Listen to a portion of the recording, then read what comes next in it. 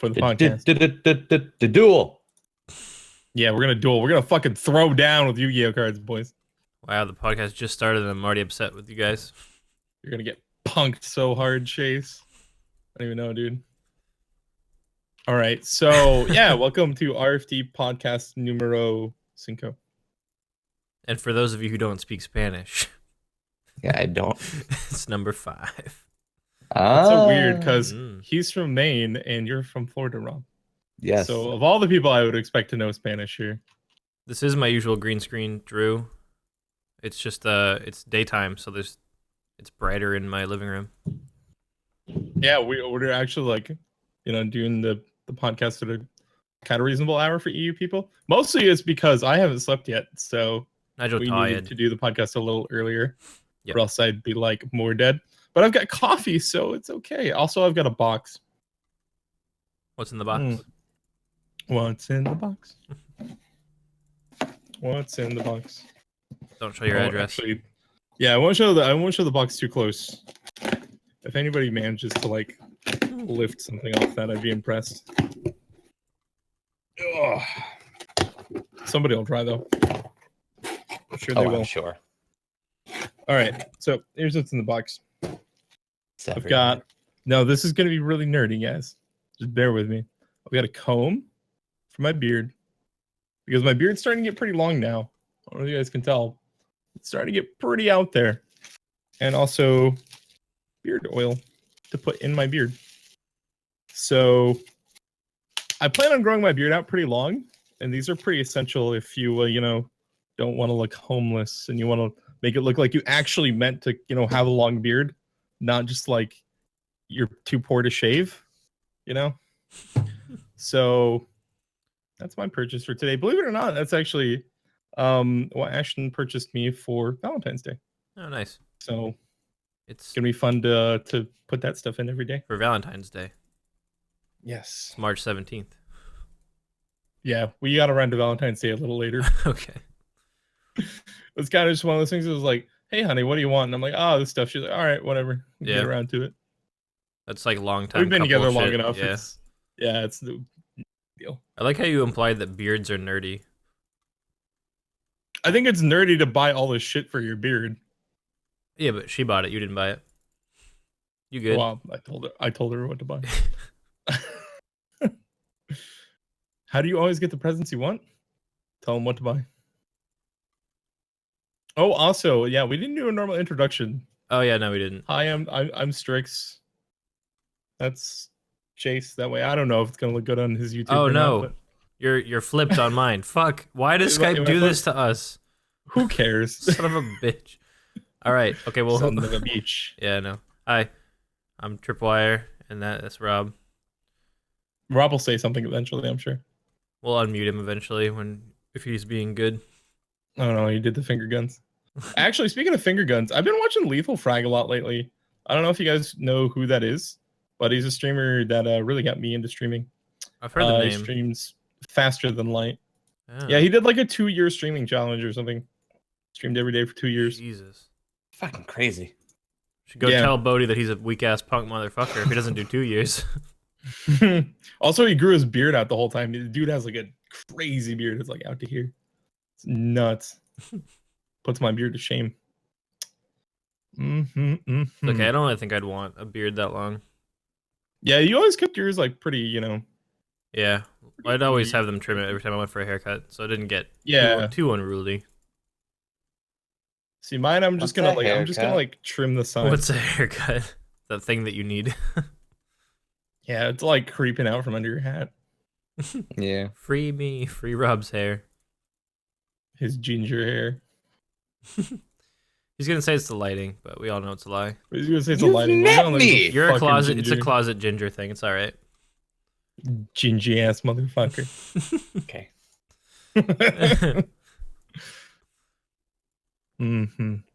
All right. So, lined up for you guys today, we've got some pretty fun topics. We're a couple of topics from the Q&A. So we're gonna and just like various stuff going on. We're gonna talk about some of the name change stuff. Zulrah revives. I talked about that on the Q&A. In-game clocks, Skatizo stuff like Head's pet potential Slayer helm. The fact that Rig just announced he left Hexus to join Omnia.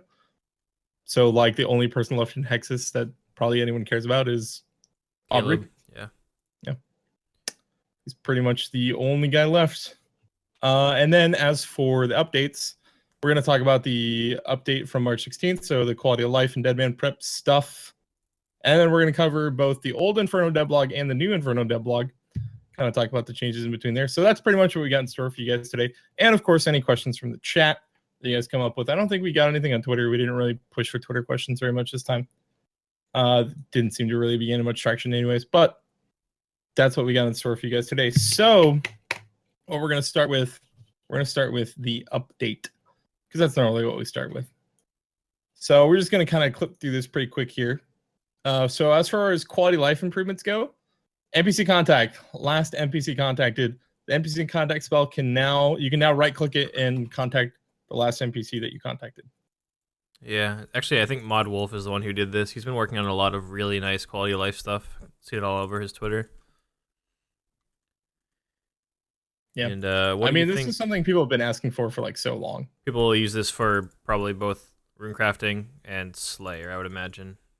Yeah, it's the two places people use NPC contact is repair your pouches and get a new task. Pretty much it. It's gonna be pretty good to not have to like go through the entire interface, because the interface is actually kind of laggy. Yeah, it's not very good. And then like the contact time, it's already taking you a few seconds just to wait for the NPC to respond after you use the spell, because the spell animation has to play. And then it has to trigger the dialogue with the NPC. You'll definitely save about 50% of the time. Triggered.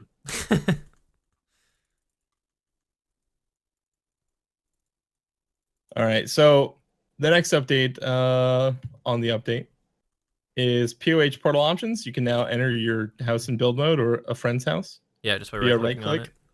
It's just like they just added a lot of right-click options to things. And like this is something we were talking about. I think I mentioned this in Discord. I was like, it'd be really cool. This whole option when you talk to, what is it? Ilfine. I think Ilfine's the elf NPC. What if you could just like right click and do like bow, shield, halberd for right click options on Ilfine? Because instead you have to go through like this really long ass dialogue. Yeah. Every time you want to enchant them, and you have to do it one by one. You won't just enchant an entire inventory of crystals. So what if you could just right click and then it would skip right to the dialogue? Just little stuff like that. Quality of life. It's great. Slippery slope, though, Nigel. You don't want it to become easy escape. Easy escape for all the 20 crystal bows your count will ever charge. I think for me, I'm up to my third on my like 250 days playtime account. No, you can't, Drew. Can't what? Oh, use the crystal on her. You can't. Yeah, you can't use the crystal on her. It doesn't do anything. You would think you could, but you can't. That would make too much sense. This is RuneScape we're talking about. No, but like fun story actually. For those of you who somehow don't know, I got my Dragon Warhammer. Before I went and got my Dragon Warhammer the other day, I went and charged 6 new crystal bows. I was like, it's gonna take a while. I'll just charge all 6 of them right now. And went and got them imbued and everything. And then that's just how it goes. Get through like one charge on the first crystal bow. Oh, there's the Dragon. That's how everything works. I think I bought 50 or 100 more spades, and then I got the mole pet. just the way it goes. You actually go on the GE and purchase spades? Yes, I had to buy a shitload of spades. Oh, they're not very expensive. I mean, they're way more than they should be, because from a shop they're like nothing. From the GE, people probably making a crazy profit margin, but they're not much. What shop sells a spade? The farming shop, right? Does it? I'm pretty sure they all do. All the farming shops. Don't know. Probably. But yeah, I think I probably went through. I must have gone through more than 200. Maybe like between 1 and 200 spades going for the mole pet. It was pretty awful. I can imagine. If you guys have some ideas of what I could do with the crystal bow involving streamers in the wilderness, just let me know. Don't get banned. Pick your target wisely. So it won't be Bodhi. Let's put it that way. Right. So there are now keyboard shortcuts for the destroy interface. So you can press 1 for yes or 2 for no. Yeah, we talked about that when it was being pulled. Yeah, we did. Useful, I guess, situationally. Not a bad thing at all. Yeah, situationally useful. There are some items that have a destroy option that you wouldn't think should. Like, for instance, the elite, I ran into this today. The elite puzzle boxes don't have a drop option like the ones on hards do. Yeah. Or sorry, the master ones. Yeah, the light puzzle they're destroy boxes option instead. as well. Which is a little weird. But I guess it makes sense. So wait, the puzzle boxes on lower tiers have a drop option? Yeah, they're just drop. Oh. That's weird. Whereas the one on masters are destroy. I haven't done less than a master clue since masters came out, so I wouldn't know. Oh, I still do a lot of hards. That's super weird that they don't match. Yeah, I think it's bizarre as well. All right, we also now have remove all placeholders within your tab. So you can just like right click the tab, remove all placeholders. Yep. Which was cool because you had to do them one by one before, which was pretty lame. Why Jagex? It's really weird. Like sometimes Jagex really thinks out updates, and like for instance, like with XP drops, they when they put out the XP drops update, maybe it's just because like Mod Ash is like the only guy who worked on it and did everything, but like you just have everything you could ever want in the XP drops. Like you can move it around, you get every option under the sun. It's all in one compact interface. I actually like it more than any third party. I do too. Drop. I've been using the official XP drop since they added it to the game. I love it. Yeah, but then sometimes they do stuff like this, like leave out an essential feature like, hey, maybe I just want to like remove all the placeholders I put in this tab instead of like manually clicking 100 of them. I think a lot of that's down to how RuneScape was and continues to be disjointed in terms of its development, and also because Old School's team is still so small compared to any other game of this scale. It's just so hit and miss. Sometimes they really nail it. Other times it's just blind Jagex. Yeah, it's pretty much my thoughts on that one. Yep. All right, so re-entering the waterhole dungeon without Glariel's amulet. Neat. Here's one that we'll probably all appreciate as streamers. Right click to travel to Dragontooth Island, and also you can just pay the ghost captain a one-off fee of 500 ecto tokens to never have to worry about that shit ever again. You're probably not even, well, you might spend 500 ecto tokens in ferry trips. It's like 50 per trip, isn't it? No, I think we talked about it last time. I thought it was 25. Somebody said it was, I think somebody said it was like 10 if you had the ring. I don't know. I never actually checked. Ring of Karos. Who uses Ring of Karos? Nobody. Yeah, nobody. Oh, I don't know. Actually, I used it when I was a low level iron. Rob, why are you being weird, man? Someone told me to stare down the camera more. Why? I don't know. Dude. That's not my fucking problem. Yeah, but this is nice because I mean, Master Clues and Elite Clues send you there all the time. Yep. And I didn't appreciate having to get my charges out of my freaking Bone Crusher every single time. Here's a potentially silly question: are the steps that you could receive from a clue at any given time like completely random, or are they weighted like Slayer tasks? I have no idea. Because I feel like they're probably just random, but I feel like there are steps. Yeah, I feel like there's certain steps I get a lot. Yeah. And certain steps I just never get. Like the Dragontooth Island one, it's very useful, but I don't think I've had that step in like 12 master clues. See, I get that step a lot. So it's probably just random, and you probably just notice patterns. I mean, humans tend to do that. We tend to notice patterns and things that like don't necessarily have a pattern. It's true. It's an elite step. There's a master's clue step there too, Tom. Yep.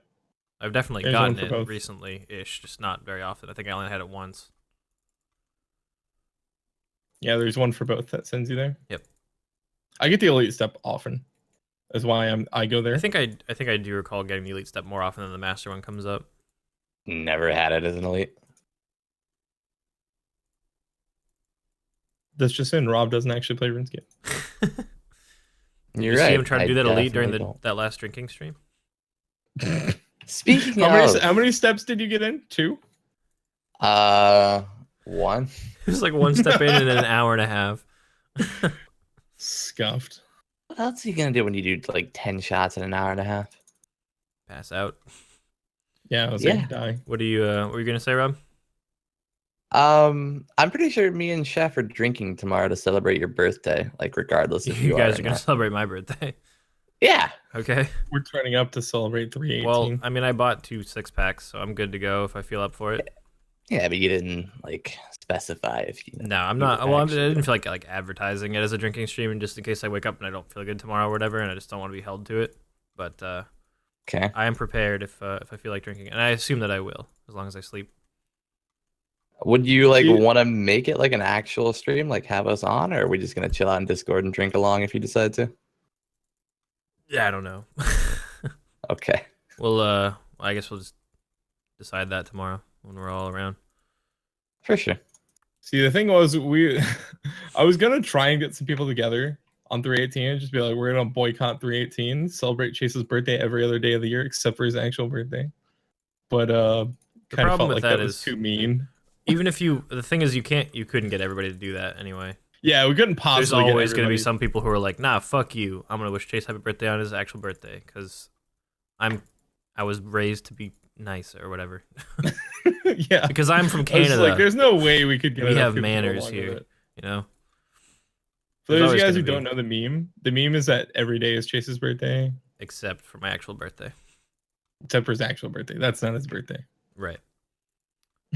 And the meme was, I didn't want the meme to happen. It was just stolen from AOA. Yeah, it was too, stolen from wasn't AOA Tube. It was started by Drew in our clan chat, and it just didn't go it? away. Of course. It's a good meme though. It has brought some laughs for sure. If it I'm makes glad you that feel you any embraced better. Poppy One. I did That's kind of true. embrace that Poppy one. one's great. Go Makes ahead, me Rob. feel any better? What? The mango meme with Tom still hasn't died. That's true. His main still named Chili Mango. Yeah, Mhm. he embraced it as well. It's pretty much the best way to deal with a meme about you.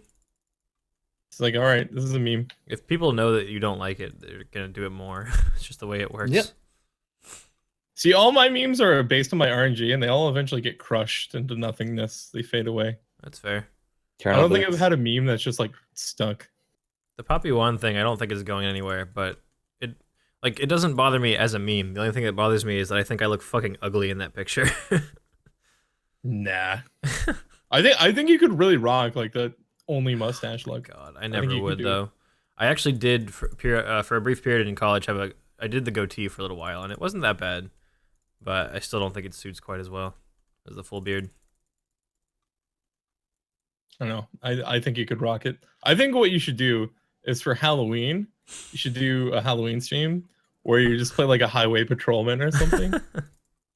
You got the aviators and everything. You could really Should I be like rock the it. I know you patrolman in could. RuneScape and only say what they say? Yes. I don't actually know what they say. Probably like, "Hey, you stop, stop it, stop walking."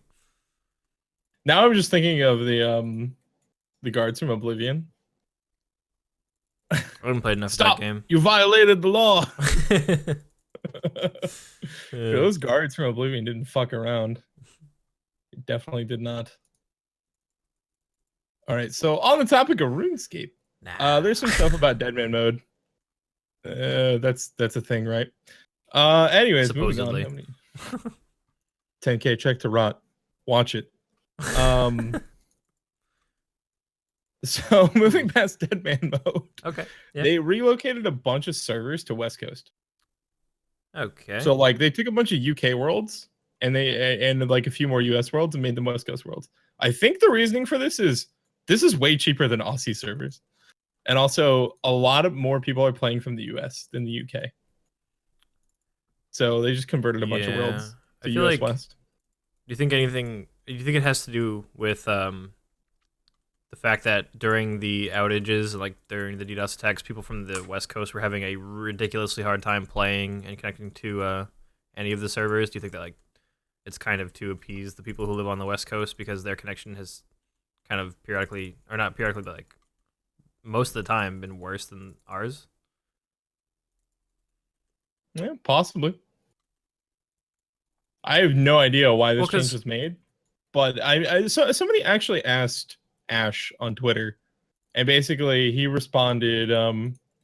he responded kind of along the lines of like, well, we want to free up some of the older worlds, UK worlds and stuff like that for future projects, meaning probably like Turning World and Dead Man and stuff like that. And he also said, also just like the United States is a really big country. A lot of people play from across the United States. We need more West Coast servers. Yeah, well, I just feel like they're probably not using it as a method of replacing Aussie servers, because aren't they still planning on doing that over the summer? Yeah, they're still planning on doing it, but Aussie ping to US West is actually like playable. Like I was watching Ramo stream earlier this morning, and people were asking about it, and he was commenting, you know, it's actually pretty good. Like it's not great, but it's playable. So I don't know. I think it's a good thing that we get them. Single way combat areas in PvP and Deadman worlds now have the same restrictions for Lunar and Telegroup, etc. Okay. So basically, this means like a lot of people were abusing like heal other and stuff like that on Lunars and like spec transfer to basically just like if their teammate was in singles combat, they would just like heal other and spec transfer, and their teammate would just fucking dick on you real hard, even though it was in singles. So that was pretty lame. Thankfully, they fixed that. Yeah, the 4th birthday event has been removed, which means if you wanted the meme emotes, fuck you. Yeah, no memes for you. Gotta wait until next year. No fun. It's actually kind of a funny thing, because like not only are the memes very much a part of RuneScape now, they kind of have been since Zaya, but they brought these dances that are clearly like meme material into RuneScape, and it was always kind of interesting. People would talk about doing completionist stuff in terms of unlocking emotes, and they're like, oh yeah, I'll just have to wait until next next Halloween, I'll have to wait until next Easter. They're literally going to be people who are like, damn it, I missed that event. I have to wait until the next birthday of Old School to unlock the fucking Gangnam Style and Hotline Bling dances. Gotta get that. Like, Totus is going to be like, if you don't have Gangnam Style, you can fuck off. I can't join. No completionist for you. God, dude. Like, the fact that we have, like, just straight up just meme emotes is just why. I mean, there are lizard men introduced with Zaya that are level 73, aren't they? Aren't there? I'm pretty sure Reddit had a field day with that one. Haha, 73 Bodhi number. Actually, AOA Tube recently got an emote approved. I think it was 2 hours ago. The 73 joy. It's a joy. It's the joy emoji with a 73 on its forehead. I wish he'd spent some more time on it, to be honest. It's just the joy emoji with like a really boring font of the number 73. Yeah. On top of it. Scuffed, really. At like a weird angle. It's just not.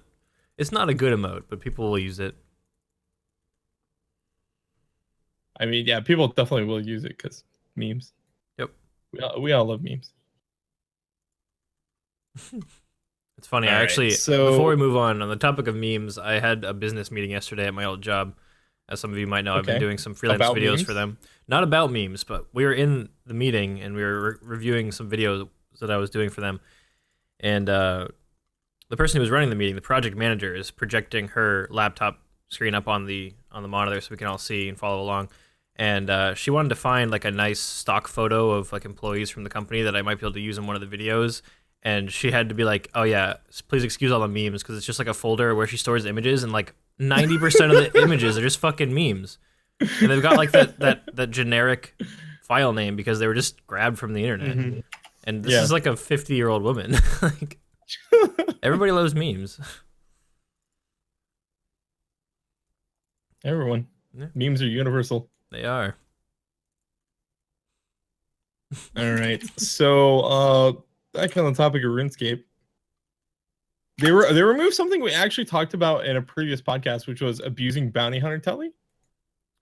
So remember we talked about you could abuse Bounty Hunter Telly to like charge a shitload of air orbs really fast. They removed this. You can actually only teleport to your target once. Maybe they watched their podcast.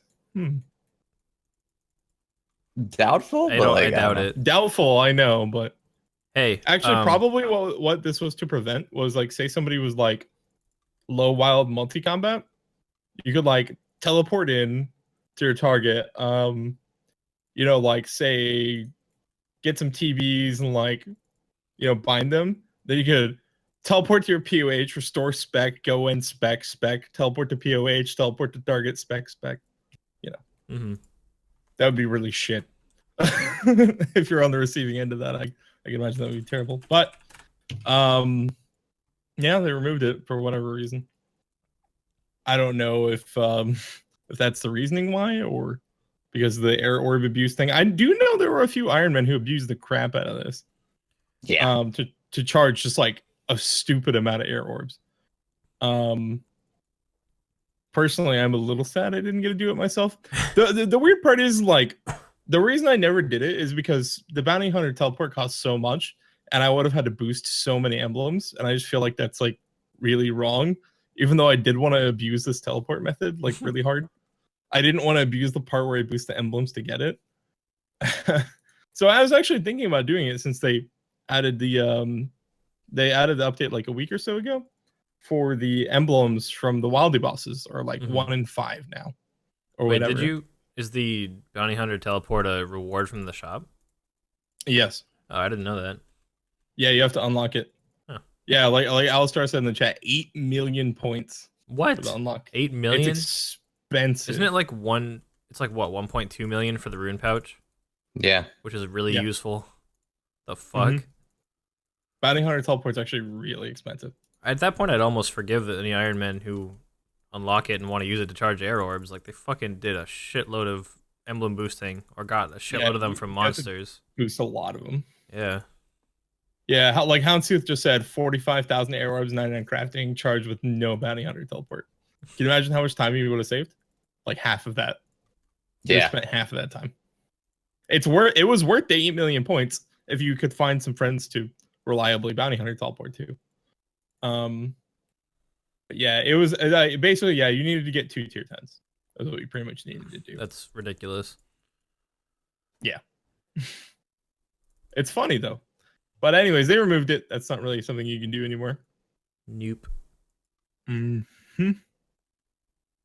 some other changes they made. Birds Nest now have a sound.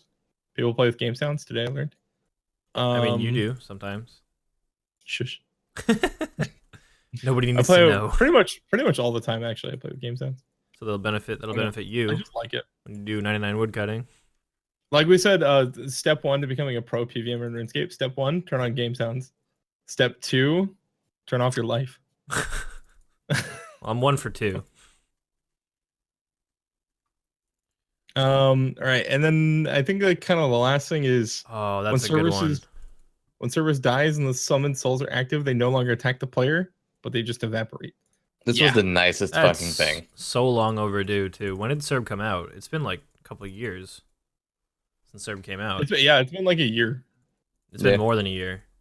Yeah, I think it has been more. I think it came out in like maybe January. It was like no, I got the pet in January of like last year. I got the pet in December of 2015. Even. Yeah, or I already had the October, pet. I don't know. I think it was in the fall of 2015, so it's been like a year and a half. Yeah, it was a while ago. It was really odd to me because like the other night I did a stream at like 4 a.m. and Maz was in my stream and she was the one that designed Cerberus. I was actually having a pretty big issue with getting kills and then having the spirits come out and having to tank them.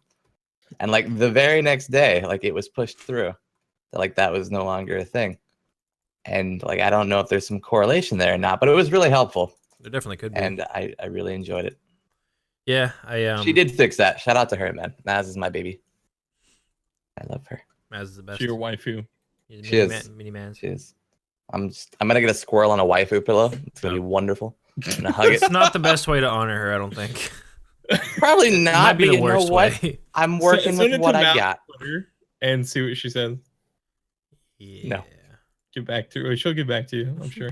I was lucky enough to be done with Serb pretty quickly, but yeah, even in the brief time I camped it for, it was a massive pain to kill Serb and then still have to pray against those and have your prayer drained. And, I was thinking about that statement too. for a second, where you said, "Oh, get done with Serb," and I was just like, "You're fucking main, Chase. Shut up." And then I remembered pet. Pet. Yeah, I literally got the pet and everything else within 803 kills there. It was like my luckiest boss so far. I'm sorry, Serb makes me a little salty when I talk about Serb. You and Mr. Mammal. He's up to like 7 eternal crystals, no prims. I don't know what's his kill count right now. I haven't been getting it's over 1,000, I'm pretty sure. It is. I'm like 2.4k right now. I think he's around 2k. Last time I checked. What are you Like, still he's missing? like 1800, 1900. I'm missing Eternals. Okay, so you're missing the one that he has a shitload of. Yeah, but the thing is, like, he's gotten more crystal drops than I have. Yeah. I'm just like not getting drops, basically. Which I think is more frustrating than getting a bunch of drops you don't need. I guess it's situational. Personally, I would say. He's just over 2K. Okay, well, so we're pretty much neck and neck then. I think he's also working on 99 Slayer, so it would make sense that we're kind of keeping up with each other. Yep. Does he have his SGS? Yes, I'm pretty sure he does. Yeah, I wasn't sure if he had all the shards he needed or not. I knew he got the hilt like really low KC. Yeah, it took him a long time to get God Sword Shard 3, I think, but then he got a bunch of them. Or maybe it was 1. But one of the shards he was Yeah, I know he had like a while. bunch of hilts and he was missing some shards and shit. Yeah. Have you guys seen this? I saw it on the Reddit. The task waiting for everything. Kieran posted this right before. Mm-hmm. Yeah, he tweeted it. Yeah, right before the Q&A. So this is the task wait for every Slayer Master. I don't think we're going to cover it, but yes, we have seen it. I like how his task waits for Turiel and Gildar. Slayer Masters no one's ever going to use. How likely am I to get shafted? Totally owned. All right, so yeah, that covers all like the update stuff. We got through that stuff fairly quickly. Yeah, it's pretty short. 35 today. minutes, not too bad. So that's it for that. So we're gonna talk about the dev blog now, Brimstone and the Inferno. So this is kind of irrelevant because they posted a new dev blog, but we're gonna go over it anyways because then we can kind of like highlight the changes between the two. Sounds good. So basically they pulled in early 2016. They pulled the Inferno update. It fell short of 75% because it was basically going to be an extension to the current fight caves, and people didn't like that. You already have to kind of waste a lot of time and supplies doing the current fight cave, and then to do another one after that, people pretty much just thought, well, it's going to be perfect your dick off to have enough supplies to attempt the Inferno at the end, which sounds pretty lame. I mean, I like perfecting as much as the next guy, but that not much. I gotta admit that does sound pretty lame. Every time I want to attempt that, I get a perfect for 30 minutes. No, thank you. So I can see why that failed. Anyways, the big reward from it was some cool capes. Some Infernal capes. Yeah. The capes that are better than current fire cape. They also pulled a mage and range variant. Yeah, that did not. So pass. they've decided they're going to offer those from other content now. They haven't made any devlogs or anything about it, but currently they're only pulling a melee cape. Yep. So basically, Brimstone and the Inferno. The Brimstone was going to be on Zaya. They have since decided they don't want it on Zaya because, well, Reddit complained, basically. They have a lot of influence. Like with lots of updates. Yeah. I mean, the team says they want one thing or think they want one thing. Reddit sits them down and says, look here, buddy. We'll proceed to circle jerk for the next 2 days over why this is wrong. And I kind of have to agree. They said, why are we doing like a fight case thing on Zaya? Why don't we just add it to the SAR area, which kind of needs more content anyways? I didn't really mind it being on Zaya, to be honest. I didn't either. I had no problem with it. I think that them being like a cousin of the Tsar to begin with was fine. Like that pretty much allows them to put them wherever, and people are always complaining that Zaya is too the content is too sparse on Zaya for how big it is. So I think that an opportunity to put something there was a good thing. I honestly but the thing is like they were putting it on like a new part of Zaya. That's fair. So like it doesn't make it any less sparse, you know. I don't know. I am actually inclined to agree with Reddit on this one. It makes sense to put SAR content in the SAR area because the current SAR area we have is not that big and there's not that much to do. Right? There's like the fight caves and like a couple shops, and that's it. But you say it makes sense to put Tsar content in the Tsar area, but this isn't Tsar. I mean, it's not. It wasn't supposed to be. It's related. They're related, whatever. But it's not the same. Well, yeah. Well, I mean, they're gonna retcon the lore or whatever to whatever they have to do to wherever they want to put it. I mean, technically, they can put it anywhere in the game, right? Yeah. It just when people think like a fight case type thing, they're gonna think Tsar. Doesn't matter if it's on Zaya. It doesn't matter if basically their idea was, well, we tie it into some of the Zaya lore because there's some Zaya lore related to it or whatever. They can make the lore work however they want to. Yeah, but I don't know. It just makes sense to me. For me, like when Zaya was proposed, we had the entire idea of having Zar there with the volcano and everything, and the new Slayer Masters and new Slayer creatures and shit. That's what Zaya was proposed as. So no matter what, there are Zar there. That's how Zaya was intended. Yeah, like I don't personally see an issue with it. Like, you are right that the current Zar area under Karamja could use, a bit more things to make it, a bit of a nicer place. But overall, like, I don't really see an issue with it. I wouldn't mind having like another place to go and more like places, unique places versus adding, existing content. Yeah, I don't really, it doesn't bother me either way. I just want to see the content come into the game. And whichever way is more likely to get this update into the game, because it failed by a small margin. It failed by like, 5 or 6 percentage points or whatever. Yeah. Whatever's most likely to get this update into the game and into my hands so that I can play it, that's what I'm happiest with. So I think that's probably actually why they made the change. They thought that this would gain a lot more support from, social media community. Because people are complaining about it on Twitter. People are complaining about it on Reddit. Some people even mentioned it in like Twitch chats. I saw it in a couple of Twitch chats. So I think they're just doing this to make the players happy, because the happier player and more excited players are about an update on social media, the more likely it is to pass. That's just kind of how it works, I think. That's true. I mean, as we've all seen from previous polls, it doesn't really matter like whether the update should or shouldn't pass. It matters how players vote in their own interests, right? It's kind of what matters. Yeah, I guess it's mostly what you said. We should probably talk about what's on it, right? I just wanted to come into the game. I want to do it. I wanted to see what it's like, the challenge, and we wanted to come into the game for the content, right? Yeah, exactly. I think we should probably cover. Okay. All right. So the content is going to be, there's going to be a new level 90 thieving that lets you steal gems and tackle, which is pretty nice. It says experience per hour would be lower than RD Knights, but greater profit per hour. And RD Knights is already like pretty decent GP per hour. Yeah. I'm thinking Thief and Onyxes. How about you boys? Like a really rare chance to Thief and Onyx. That'd be kind of cool. That would be sick. Also devalue. It would. I mean, there'd be even more reason to go for Osiris's guide. I guess. Knock that 99 thieving out while you're there, type of deal. Then go get an Onyx easy from Brimstone. Rogues outfit double Onyx. That would be ridiculous. Yeah, but it only works for pickpockets. So if it's chests, it doesn't really matter. But no, yeah, it says pickpocketing targets. No, yeah, it is pickpocket. Yeah, it's pickpocket. Drew is correct. If there was an Onyx drop, it would be double Onyx, which leads me to believe there's not going to be Onyxes. Yeah, I don't think that's very likely. Can you imagine if you pickpocketed 2 Onyxes? Say hello to the front page of 07scape Reddit. Would just be disgusting. Yeah.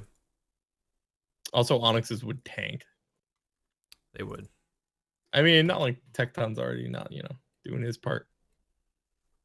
I mean, the price of Onyxes is pretty much just like tied to the price of Chaos Runes, right? Yeah. Yeah, because what you can do is you can just buy Chaos Runes and then sell them to the SAR shop, the SAR rune shop, for Tockle, and then you just buy a Fury with Tockle. That's all you got to do.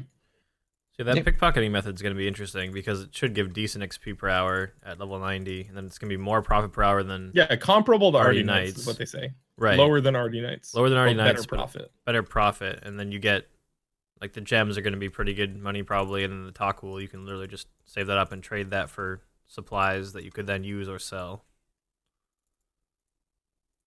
Yeah, I mean it's going to be pretty good, I think. I'm definitely excited for it, having a decent thieving level myself. Maybe actually it'll make the thieving cape perk relevant. because there's not really anything where that 10% bonus in thieving is actually that useful. True. So maybe it'll be good enough, because like you can use that to pickpocket heroes and stuff, but like it's not really good, right? I don't know. I don't ever see anyone actually doing that, except for that one time there was that bug. You remember that? There's a bug with thieving heroes in RD. Yeah. And it allowed you to get like retarded XP rates. People got temp banned over it. Yeah, I remember that. I think I gained like 1 or 2 thieving levels that week, but I didn't really abuse it that hard. Yeah, the extra 10% really doesn't make a huge difference for the higher level of pickpocketing targets. Like, yeah, the heroes will still catch you. I'll often get the Sherlock Step and Master Clues pickpocket and elf, and sometimes I'll still fail like 4 times in a row wearing the max cape. The chances of succeeding are really low for those upper level targets. Yeah, it just depends on how they balance this, I guess. But we also have stuff like the dodgy necklace now and stuff like that. So yeah, I don't know. Maybe it'll be worth your time. Maybe it won't be. Who knows? Maybe they'll have to like rebalance it 6 or 7 times, like with raids. Yeah. So moving on, there's also going to be a high level fishing, a level 80 fishing for infernal eels, provided you have an oily rod and ice gloves. Give you an oily rod. Oh man. Chase has got a birthday present for me on his birthday. Yeah, you gotta wait till tomorrow. Gotta wait till after midnight. So as the infernal eels are pulled up from the lava, cooled by the ice gloves, and harden, they can be cracked open using a hammer to free up inventory space, provide a slim chance of receiving an onyx bolt tip. It's not bad. That's like a 9k alk if you turn it into a onyx bolt. Yeah, something like that. I think it's like a 9k alk.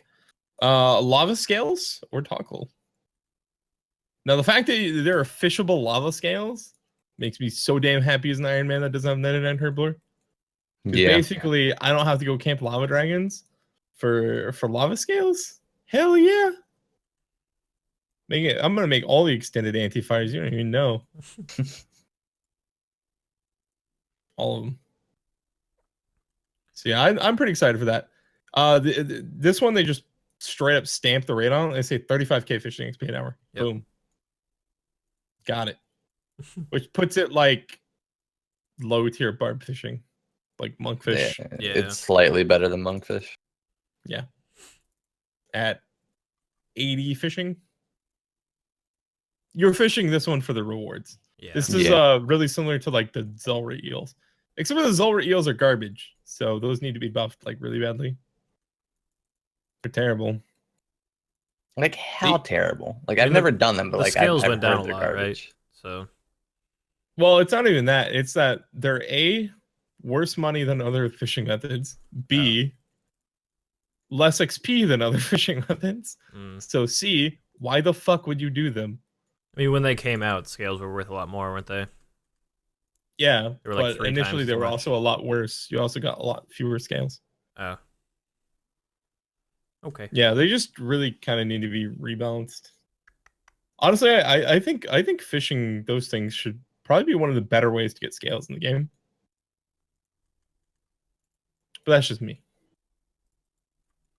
I think it's interesting that there even is a method of getting scales, except from doing Zulrah.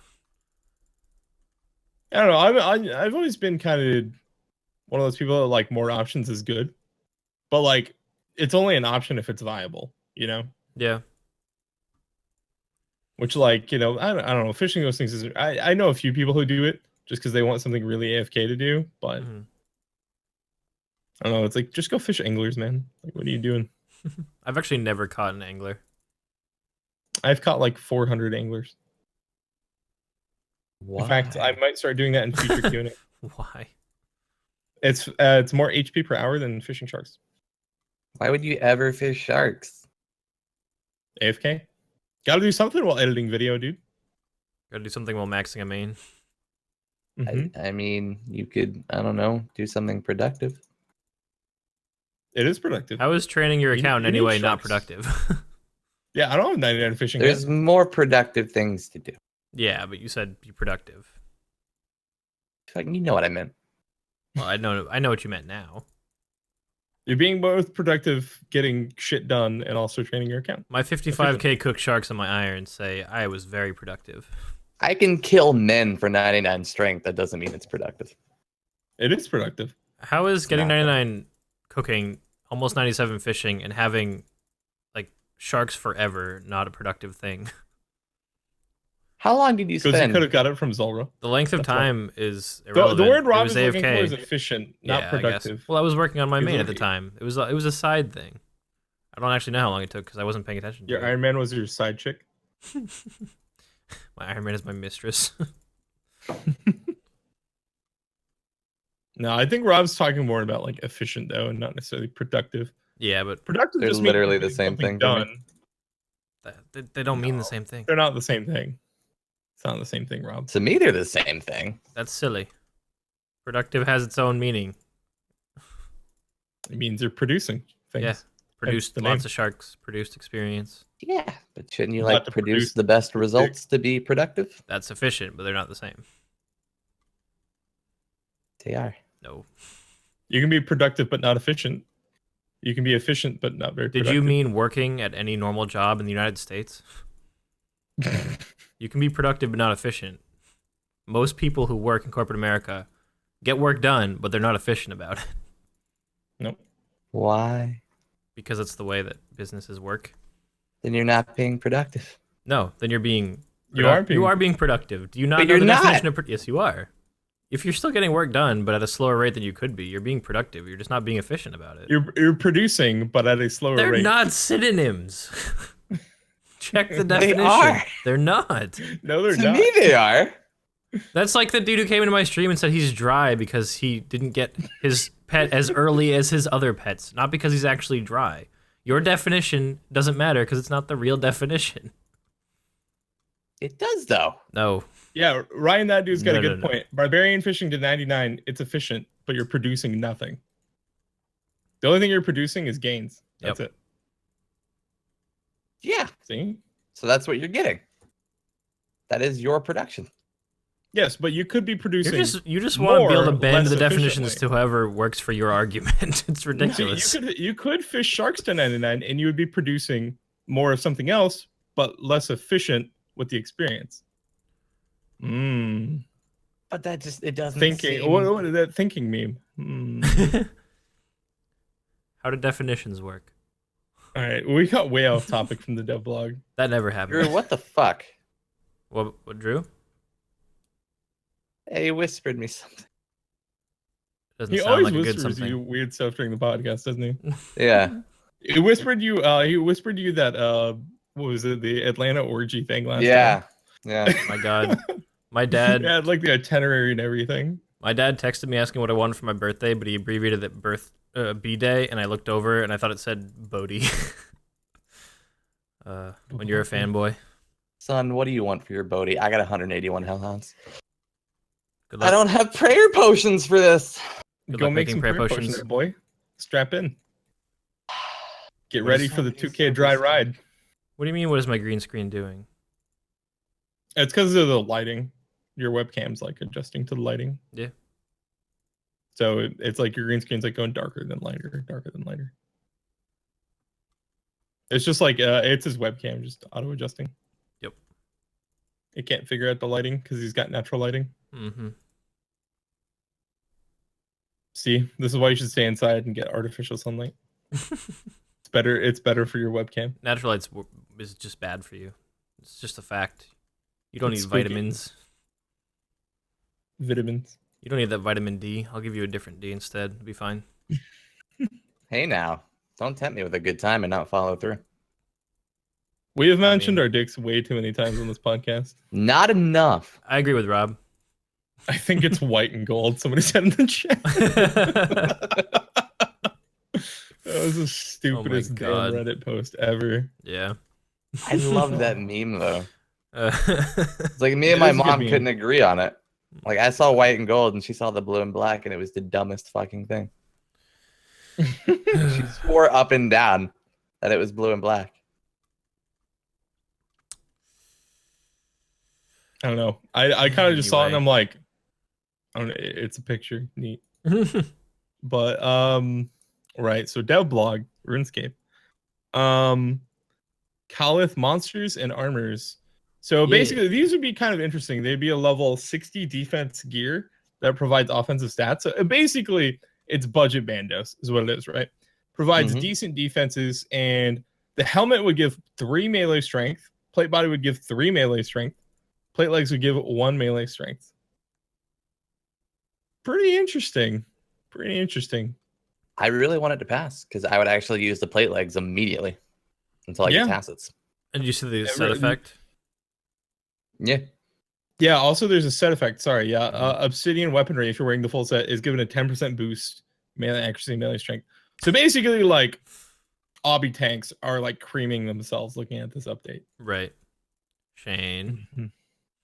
Although he's not an RB tank, he's just he plays Mauler, tanks. Yeah, he plays the all these weird ass limited accounts confuse me. I'm just a dad, leave me alone. I like Ryan, that dude's comment. Panic out torsos. Panic out torso. I would need one first. Rob's account is like so scuffed. He always does everything like way later than he should. I mean, I just did Elite Void like a month ago on my max. I'm being productive, Nigel.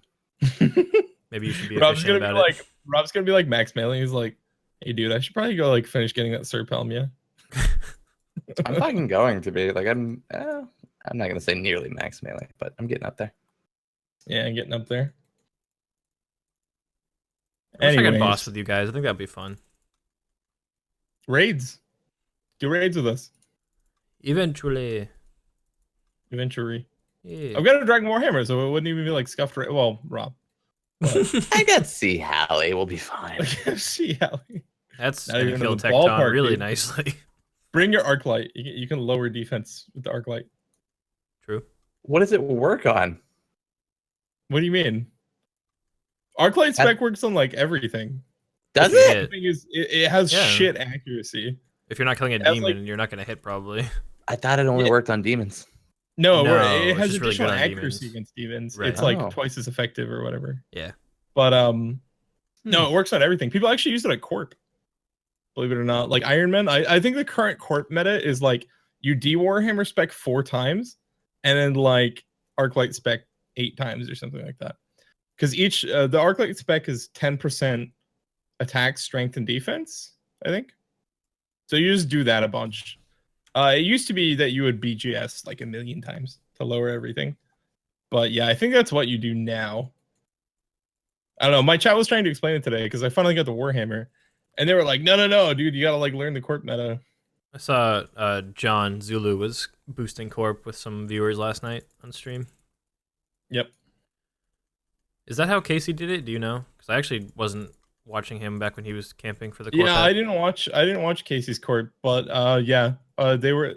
A lot of people said that Casey boosted Corp. Yeah, I was just wondering how. I don't know if it was just like a meme or. Yeah, it seems like it could be a meme, but like a lot of people are like, so he's a leecher, and I wasn't around for those streams, so I don't know what he did for it. I mean, John is boosting with viewers where he goes in with 3 friends or viewers, and they all fight it for a while, but then they stop attacking it toward the end to make sure he does the most amount of damage, and then he lets them keep 100% of the loot. So he's only there for the pet. And I think that's totally fair. Yeah, chat's saying that like he basically did the same thing. Which like to me like that just makes sense. I mean, yeah, you are kind of like using your privileged position as a streamer to like. But the thing is, we do that do that in little ways anyway. Like how nice is it when you're playing RuneScape and you're busy killing a boss or whatever, and you want to know the answer to a question, and your chat's right there to supply the answer for you, or look it up while you're busy. Like how many times are you doing a clue step and like your chat like tells you the answer? Things like that happen all the time. Look it up. Yeah, they like to be helpful. Exactly, like your chat wants to help you. They want your broadcast to go well.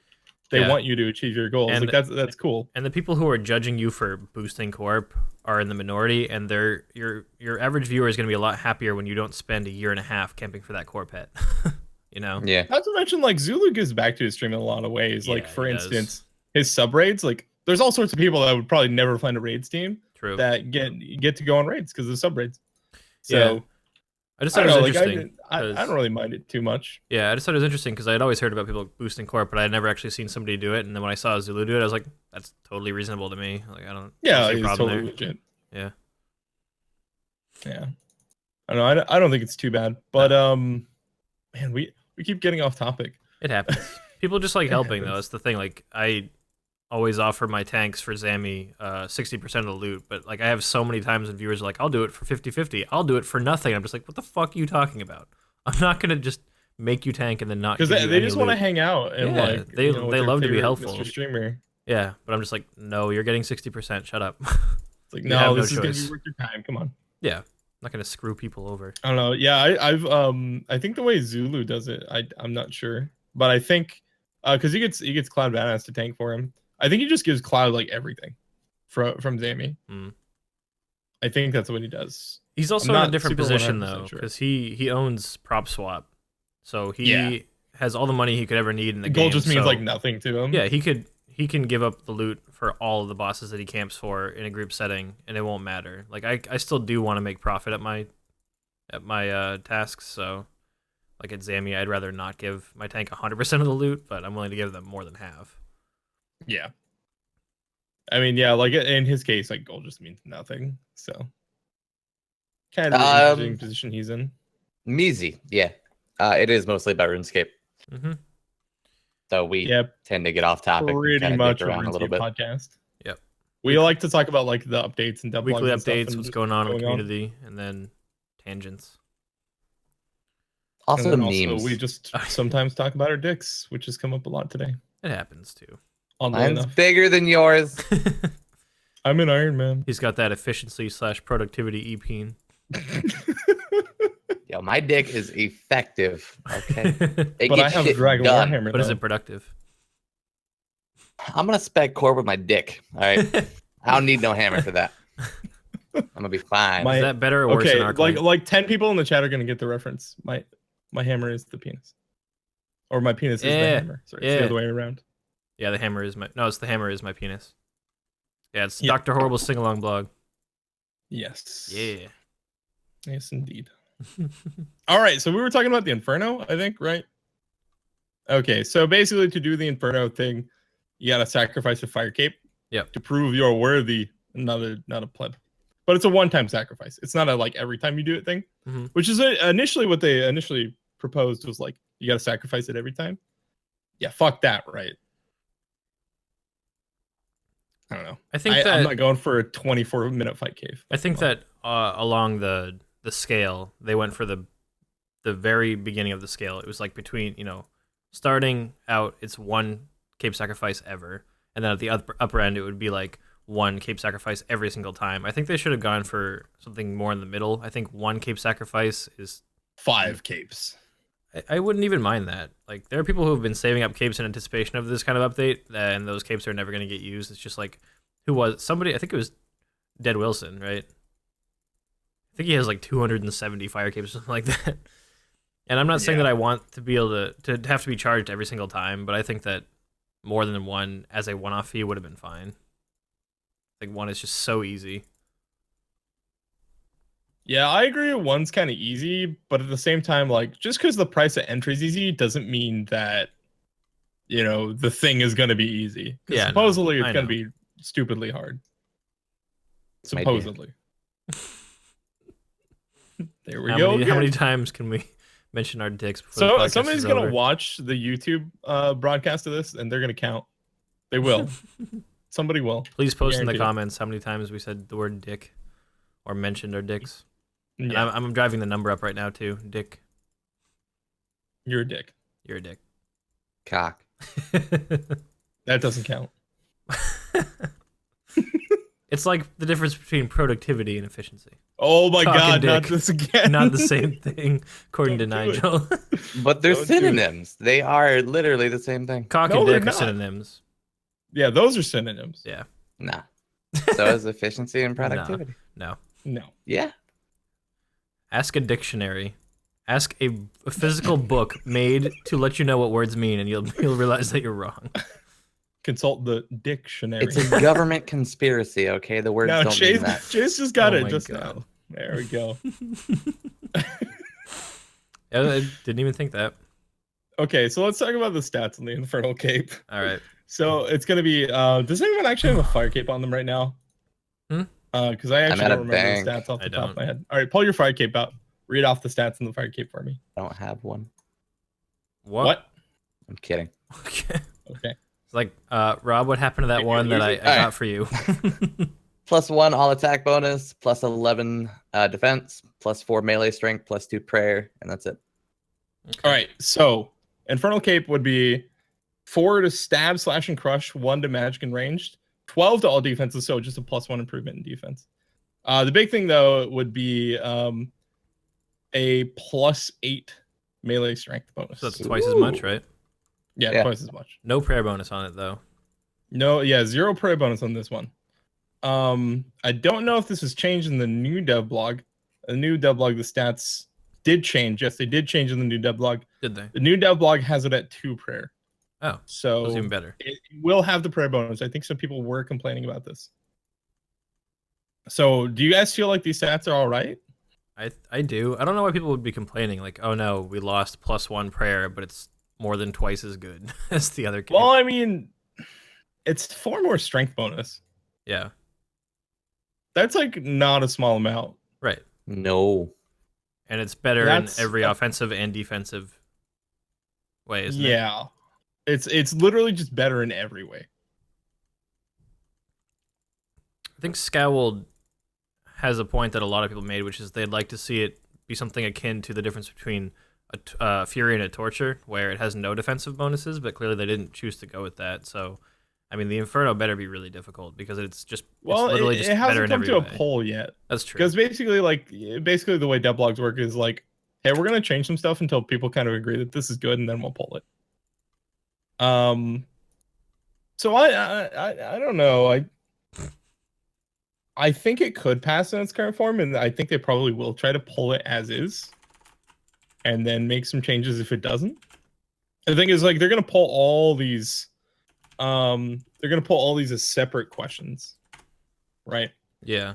So they're doing the thing that we like Jagex to do, which is instead of pulling the whole fucking devlog as one question, pull each individual part of it, which is what they're doing.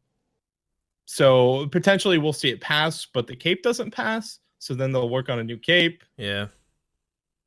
Yeah, I don't know. I think they will try to pass it off in its current way. So let's just assume they do try to pull it as is. Would you guys vote for it? Yes. Yeah. 100%. Yep. Yeah, I think I would vote for it. Even though +4 strength is a big deal. That's actually the one that like makes me raise the eyebrow the most. Like 6 strength, I think would be more reasonable, but even 8 strength, I think I would still vote for. It's like the difference between having a Berserker ring and having an imbued Berserker ring. Yeah, it's actually noticeable. Mm-hmm. Yeah, I can't wait to get that cape and get 200 mil Slayer, follow in Riggs' footsteps. I think it all hinges on how difficult it is to do the fight film. Like, if it ends up being people are just, pretty easily doing it within the first 2 weeks, I don't know, then maybe we have a problem. I'd be surprised if people weren't kind of easily doing it within the first 2 weeks. That's a long time for people to. No, but I mean, like, like the way that people are doing fight caves now. Meaning just like anyone with a blowpipe can clear it. Yeah. Oh, hey, Ian's in here. Hello, Ian.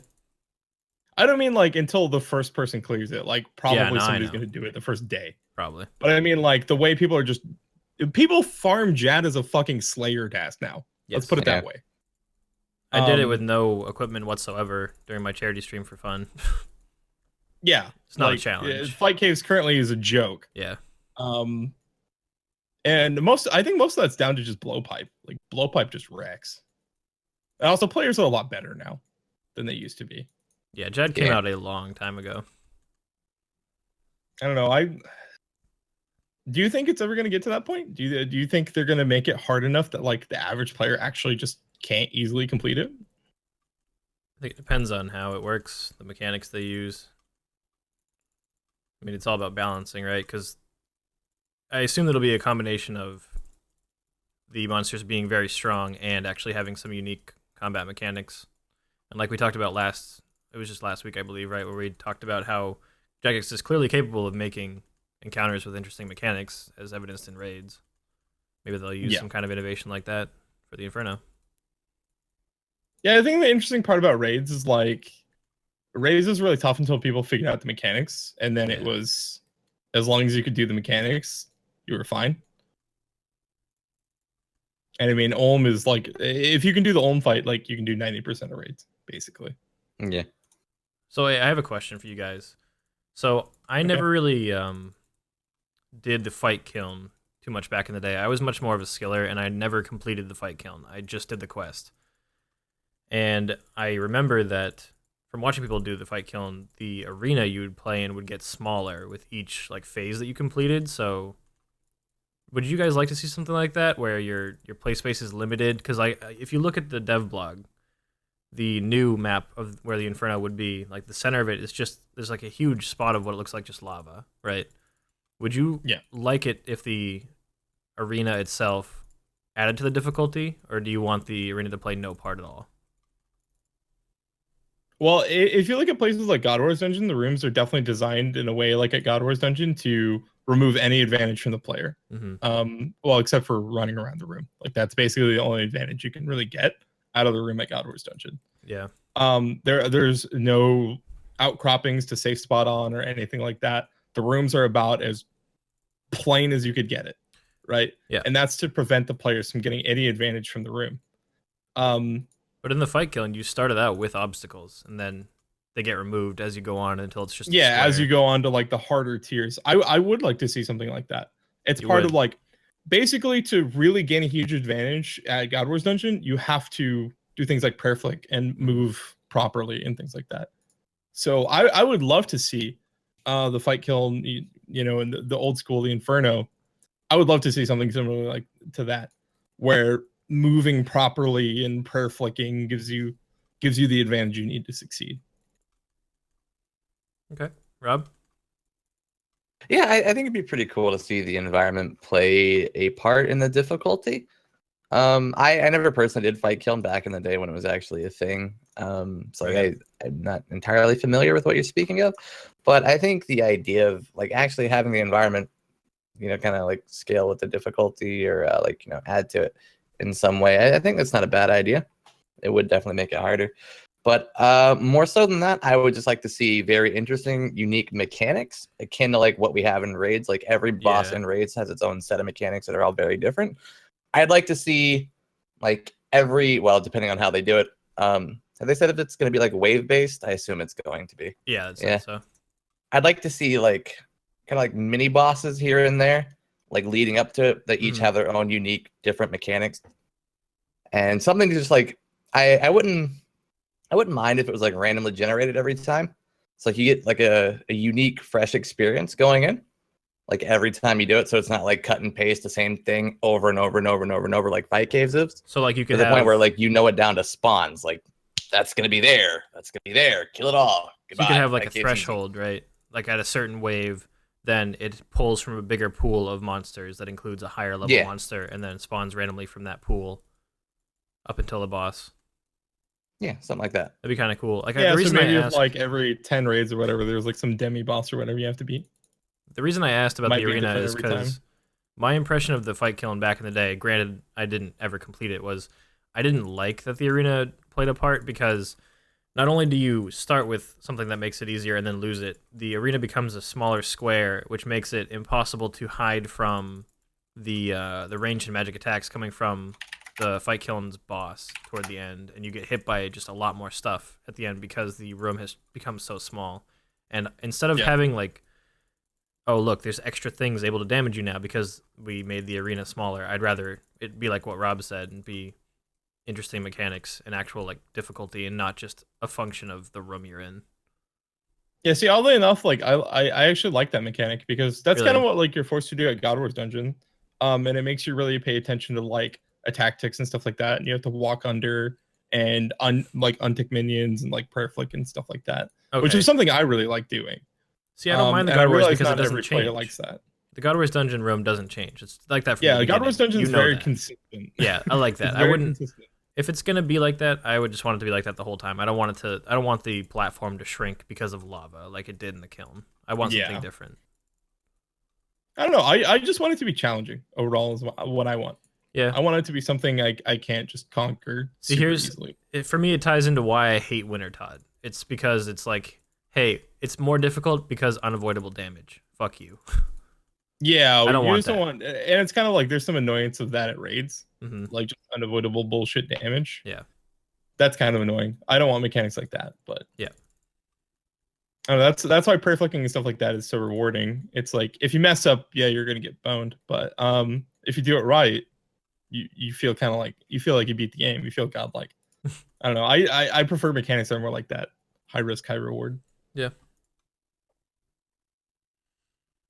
All right, so let's actually just go down to like the part where they talk about the poll questions. Okay. As far as the cape design, there's no design yet, but they had you guys probably remember they had like a design competition for it. Yeah. Where people just sent a bunch of stuff in the mod ghost and they changed the designs back and forth or whatever. They're probably going to do a similar thing this time. I know the community has a lot of different ideas for what the cape should look like. I don't know. Do you guys remember any of the cape designs? Did you have any particular favorites? I just remember one of them being like it looked like a cracked ground kind of texture with a deep red showing through. I liked that one. But yeah, there was a lot of cool ones. Yeah, I don't necessarily know that if I'd want that. I don't think it's quite good enough for like this level of piece of equipment. I think I'd want something to look at more interesting than even the ones that were designed by players. Yeah, in general, I thought the player designed ones were better than I think this is back when Alfie was still working. I think he did the design for the capes. They look very similar to like the Rhino cape, as people called it. The kiln capes, pretty much. Yeah, they look pretty much the same as the kiln cape. I wasn't actually really a fan of that design. I liked a lot of the player design content better. Ryan, that dude has a question about on the topic of the arena.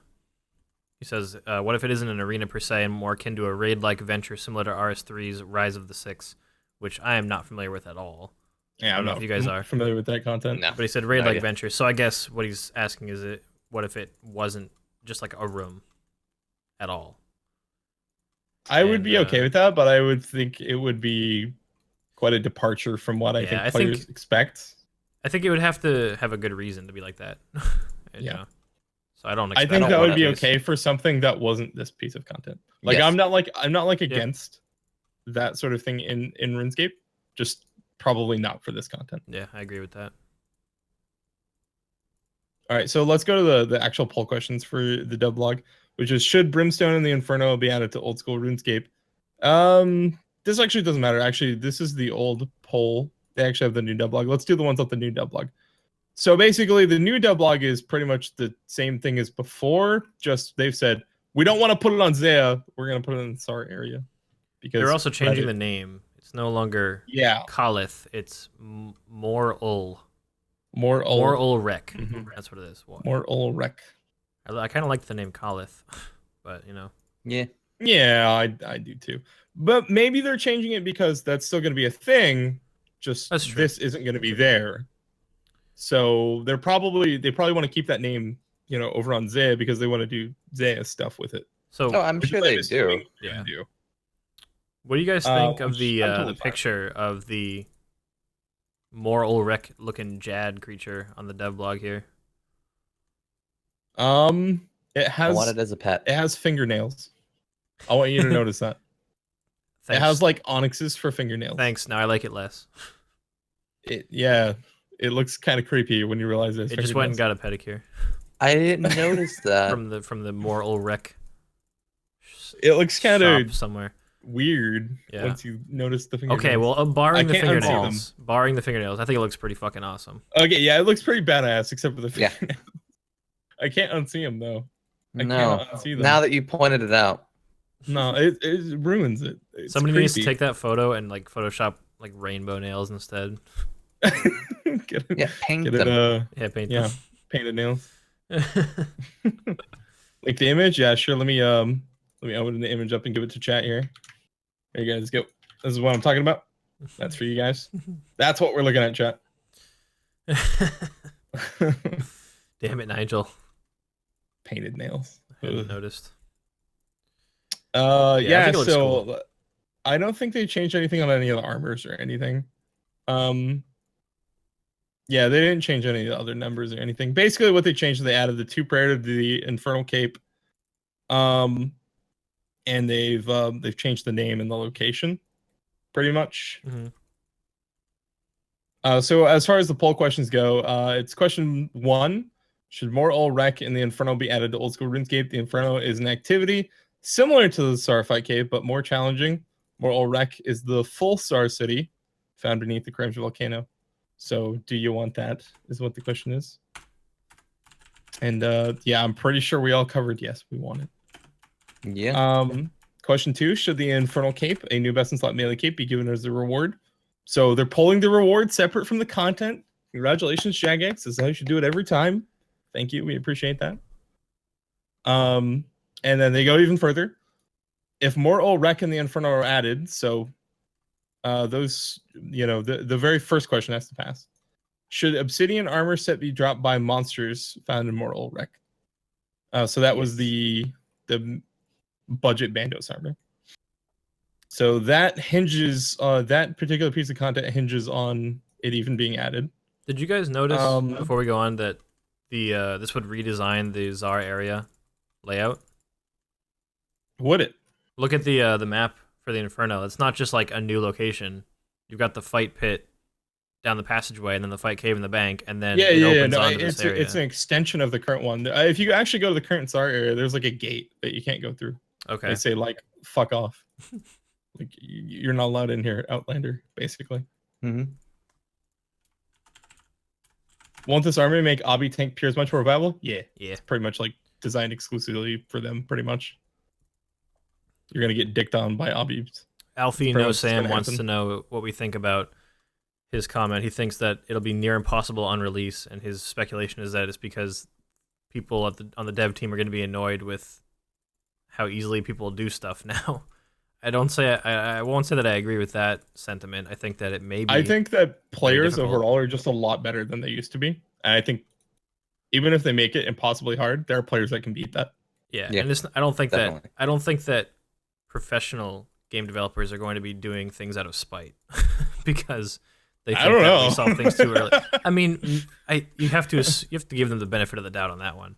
I don't think if they do make it very difficult, that's not going to be the reason. It's going to be because they want it to be very difficult. It's gonna be because they want it to be like super elite. So near impossible, no more than other content on release, because people just have to take time to figure it out.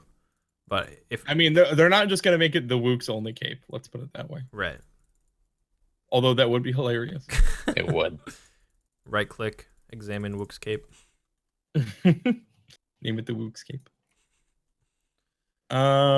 But yeah, what else did we have here?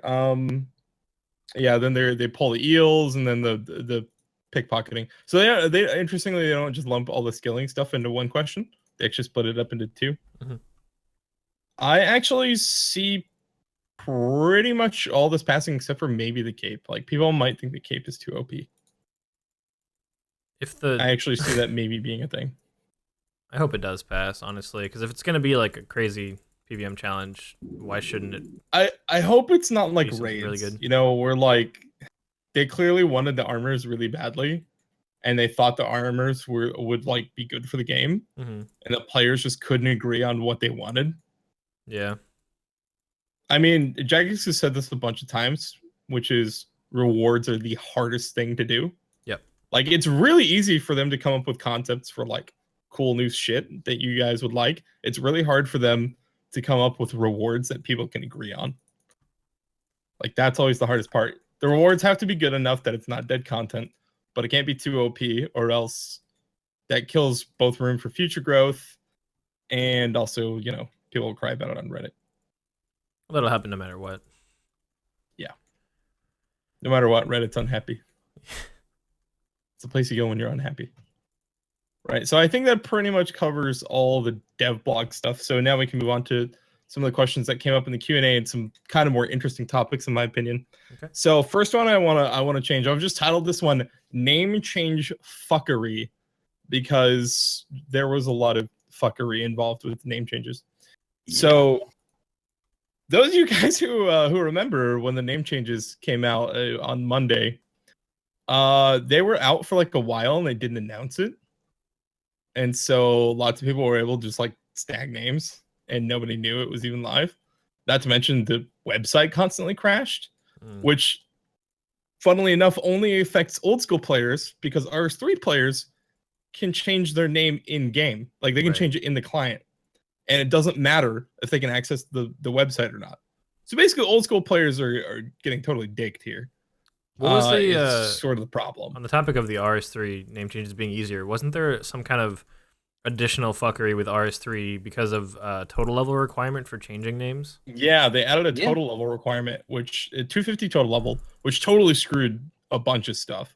I think there are people who like made new accounts to play on old school, like tried to log in and they said like you need to set a name and they couldn't because they weren't 250 total. That doesn't make sense. They can't set a name. Yeah. So they couldn't even log in. If you already have a name and they want to limit you to having 250 total to change your name, I could kind of see that, but if you have no name set at all, why would there be a requirement to set it? Like that's an integral part of starting an account on it. I guess. It's utterly ridiculous that was an oversight. Yeah. It's ridiculous. You know what else is ridiculous? Somebody has made this. I'm gonna put it in the Skype call. Somebody already painted the nails on it. Oh my god. Can you post it in the Twitch chat too? So please post that. Please post that to Reddit. Sam, please post that to Reddit because that is hilarious. That's so good. That is great. Oh man, that brings a joy emoji. That's what that is. It's so good. Can one of you post it in the Twitch chat so I don't fuck up the? Sam already has it in there. Sam's already got it in there. Oh wow, I totally missed it. Just in case people missed it. It's great though. It's so nice. That is really good, yeah. But yeah, on the subject of name changes, Rob, you've been trying to get names, so like you've dealt with this more than we have, right? Yeah, I went for several different names and didn't get any of them. It was some good shit. Feels good. You have like a weeb name now. You're weeboo. It's not a weeb name. I sent him a PM saying it was a weeb name too, and he had to correct me. I corrected both of you. You immediately called it weeb. I just assumed. Well, I googled what the name was, and I saw like an animated photo of a character, and I was like, yeah, it's weeb. You saw fan art from a book. Yeah. Yeah. Weeb fan art. Yeah, well, I was hanging out with Shannon at the time, and she was like, oh, so he's just a book weeb. A book weeb. Yeah. Book weebs. So that's a thing now. Apparently. I thought they were called bookworms, but now apparently they're book weebs. Nope. Everything's a weeb now, dude. Yeah. Japan's cool. Nigel, you're an iron weeb. Yeah. Tom's a D-iron weeb. Chase is a pet weeb. Mm-hmm. You're just a weeb. I am. I'm apparently the king of weebs. All right. So, is there anything else to talk about on name changes, or are we all just like JageXY? Yeah, no. Yeah, they goofed on a lot of things. But They goofed. That's about it. Yeah, that's like every time I go on Reddit, like that's all I see now. I do browse Reddit like just to like see news and stuff and what people are talking about. And like that's all I see there is like memes and then people being like, man, Jagex fucks up all the time. Apparently Ronan didn't burn his Crocs like ever. There was that thing that you guys remember Archie did that thing like he posted an image of Ronan wearing Crocs and says if this gets 1,000 retweets, Ronan will burn his Crocs. Got 1,000 retweets. They never did it. I vaguely remember that. Mm-hmm. On the topic of stuff Jagex hasn't done. Or just failed to do correctly. But yeah, that's basically been like Reddit for like the past week or so. Is like just circle jerking about all the shit Jagex forgot to do. Mm-hmm. What about the guy who did the Monkey Madness 2 submission and he didn't get his shit? Did we talk about that? Yeah, that's where this all kind of kicked off. I don't think we talked about this. Yeah, we can definitely talk about it because it's a really interesting thing to talk about. Yeah. So basically, oh god, I don't remember the guy's name. Finn's gonna hate me because like it's one of Finn's friends. But Anyways, this guy designed the login screen for Monkey Madness 2. They held like this competition for it. Yeah. He designed the screen, and Jagex never got back to him to give him his reward for winning the competition. And it's been like a long ass time since Monkey Madness 2 came out, right? Like, when did Monkey Madness 2 come out? I want to say it was like over a year ago, right? Or like a year ago? No, it's not over a year ago. It's close to a year though, right? I think it was in the spring, right? So yeah, it's like close to a year, I think. Yeah. May 6th. Golden Pleb. That's the guy's name. So yeah, it's close to a year now. Yeah, it's way too long, right? And apparently, Jagex just got back to him and was like, "Sorry, we done fucked up. We're gonna give you a Euro membership and as much merch shit as we can stuff into a box and everything you deserved before." So I don't know. Maybe they'll make things right. Maybe they'll just write another $10,000 check to Rot. Who knows? What would you guys rather have them do? Swap the rewards. Monkey Madness 2 login screen guy gets 10K. Rot gets a bunch of t-shirts. Yes. We swap it.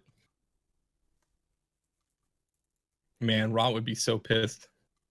Be like, how can we pay for our forum upkeep on our website with these t-shirts? Yeah, hosting's like what, $5 a month? Shit's expensive. Yeah, expensive, dude. So yeah, I mean, obviously, like, we know it's bad, but I don't know. I think I hope Jagex makes it right, because that's obviously like real bad. You can't be doing that. Yeah. But also, I think they did a similar thing with the guy. There was like a mouse pad competition. Similar thing happened to that guy. It's unfortunate. Like, I don't know. They need to be on top of that. It's just really bad PR for the game if they do that. So yeah, let's go ahead and get off that topic. Let's get on to changing the daily Zulrah revive. So like, most players probably don't give a shit about this, but this is a hardcore Iron Man thing. This is like a big point of discussion for hardcore Iron Man, which is basically they want the Zulrah revive for the Elite Diary to give you the option, like a toggle option, to resurrect you outside of the fight. So basically, like, if you were to DC and die, instead of resing you right there, where you would just die again and lose hardcore status, they want it to be like you can toggle it to just revive on the docks, like outside of the fight. Okay. So that'd be much better. It'd be much better. I mean, obviously, it would help a lot. It's much better for a very, very small percentage of the players. I don't even know if it would be a hard change. I don't think it. No, probably not. I don't imagine. The only function is literally just to protect hardcores a bit more. But do we think I don't think that's necessarily a bad thing, though, considering how difficult or like how much time it takes rather to get the Elite Diary done and everything you have to go through. I think a free death a day from a DC, that's pretty reasonable at Zulrah. Well, I mean, basically, you only get one. If you were to play carefully on your hardcore Iron Man, it basically say you're not going to die in your hardcore Zulrah ever. Well, not ever. Smart, I mean, potentially you could do something really dumb, but basically with your daily death, you wouldn't die at Zulrah. Like, it just wouldn't be possible on your hardcore. Is that cool? Are we okay with that?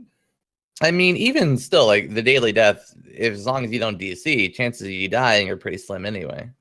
Yeah, if you don't DC, yeah, you respawn at full health. Yeah, so you could easily tele in that time. Yeah. I kind of agree with Alfie in the chat in like some ways. He says DCing should be a factor in hardcore. It's a shame that it's a key one. I kind of agree on that front. I agree completely. But at the same time, like, it's kind of like we're just like circumventing like game mechanics to cater to hardcore, right? I mean, same thing can be said with, fucking Iron Man and like adding... Iron Man in general. Iron Man in general are a fucking problem in this game. Yeah. Yeah, no, I think it's totally fair. Like Rob said, it's not easy to get the Elite Diary done without having died up to that point at all. I think it's probably pretty reasonable.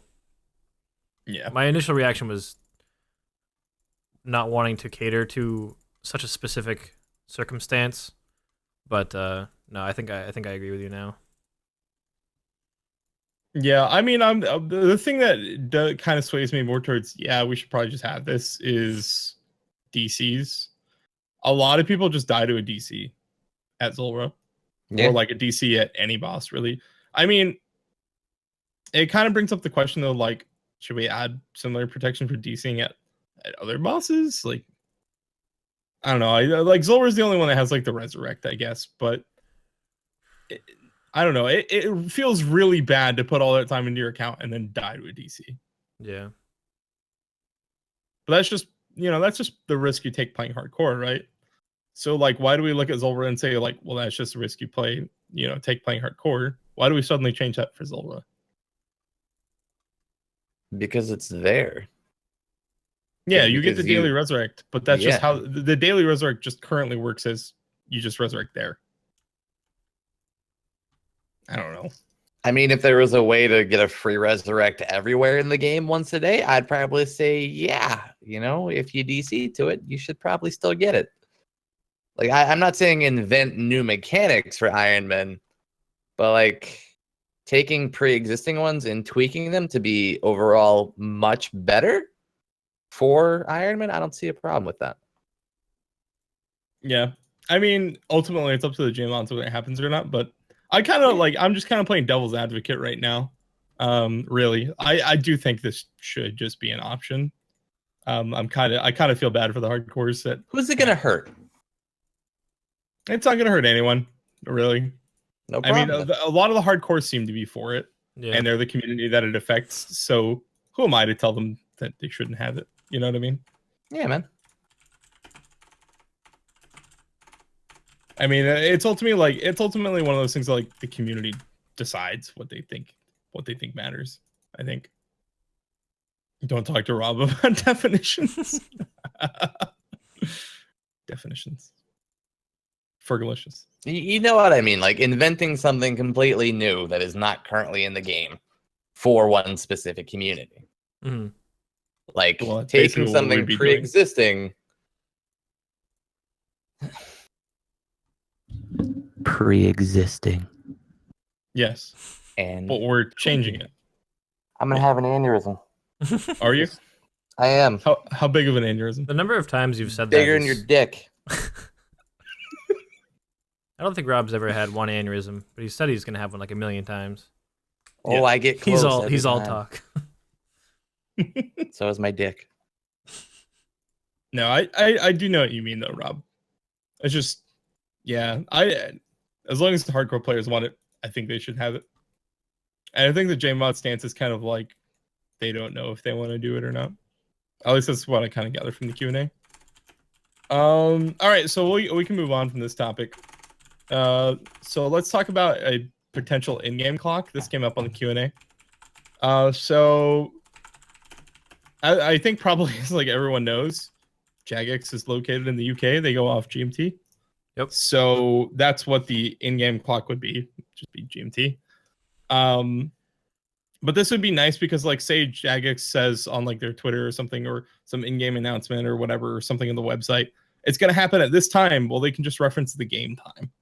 Yeah. And everyone will be on the same page and know what the heck they're talking about. It'll be convenient. It doesn't strike me as necessary. It kind of like just highlights people's laziness when it comes to time conversions, because it seems like nobody's ever willing to do that themselves. The number of times you get asked as a streamer. Things where it's just like, it's so easy and convenient.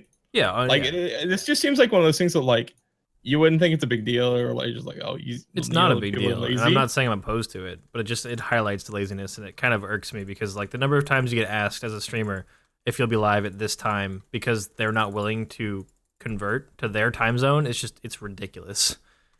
And yeah, but I mean, like that's just how it is. Like having a game time would be so convenient. Oh yeah, I agree. Just caters I don't care whatever the reason. Like people are lazy, people aren't lazy, whatever. Like it's just such a convenient and nice thing to have. Yeah. It's one of those features I think that like people aren't going to know how they lived without it. Like if it ever makes its way into the game. Where would it be placed though? I imagine it would be placed potentially like over the report button, maybe, or like kind of in that area. I was thinking it could be somewhere in like the settings tab, or Mm, I'm assuming there'd be a toggle for it. I want to have to build Yeah, a maybe. clock in my house and go there every single time. Take away the That is convenience. so terrible. Under the mini map? That's actually not bad. It could be under the mini map. That's probably a good call. Yeah.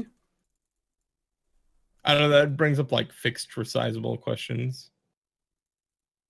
Because the mini map is different in resizable than it is in fixed.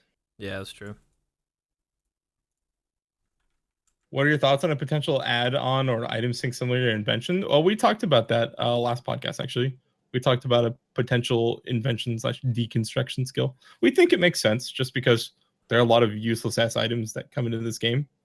So from a game design perspective, we think it's a decent idea. But then we kind of all laughed about RS3. Yes. People getting 99 invention in 4 days, and it's like a 36 million skill or something to get 99 in. Kind of ridiculous. But yeah, I don't necessarily think invention's bad. It's kind of our thoughts on that. But yeah, in-game clock. Do it. Yeah, why not? Yeah. Want to play that Emperor Paladin Discord? Right. So another thing in the Q&A, get Tizo head and pet and potential Slayer helm. I'm extremely happy for this. Yeah, people have been talking about this for a while. Like, it's been a thing. I've seen that image of the Skatizo Slayer helmet like floating around for a while. It looks sick. It looks so cool to use with Mage. It basically looks like a really like not as lame version of the KBD helm. Also, when we were shown the images for like new Slayer helms all on Reddit and stuff, the KBD helm looked like the most badass one. In game, it's probably the most lame one, I think, actually. Very sad. But yeah, I hope this is a thing. And I think Ghost said, yeah, he'd easily be able to do it like fairly quickly. So I think there's a good chance we get it. But I guess more importantly, pet. What do you think about the pet? Fuck off. What would be an acceptable drop rate of that pet, you think, Chase? Oh god, I don't know. Not very like I don't know. It would have to be like 1 out of 500 or less for it to not be a slap in the face to anybody pet hunting. I'm sorry. I want to point something out here. Yeah. He said Iron Man podcast.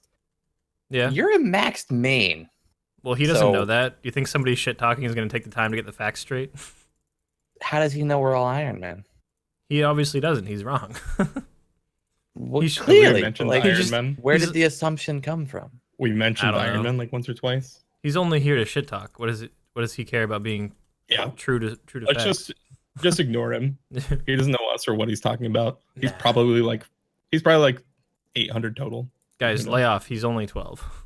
It's true. We are. He's on turning Iron 13 Scripts. in a month, dude. Oh, Calm my down. bad. He's old now, all You're right? gonna get He's very swerved. mature. He's gonna get braces next month.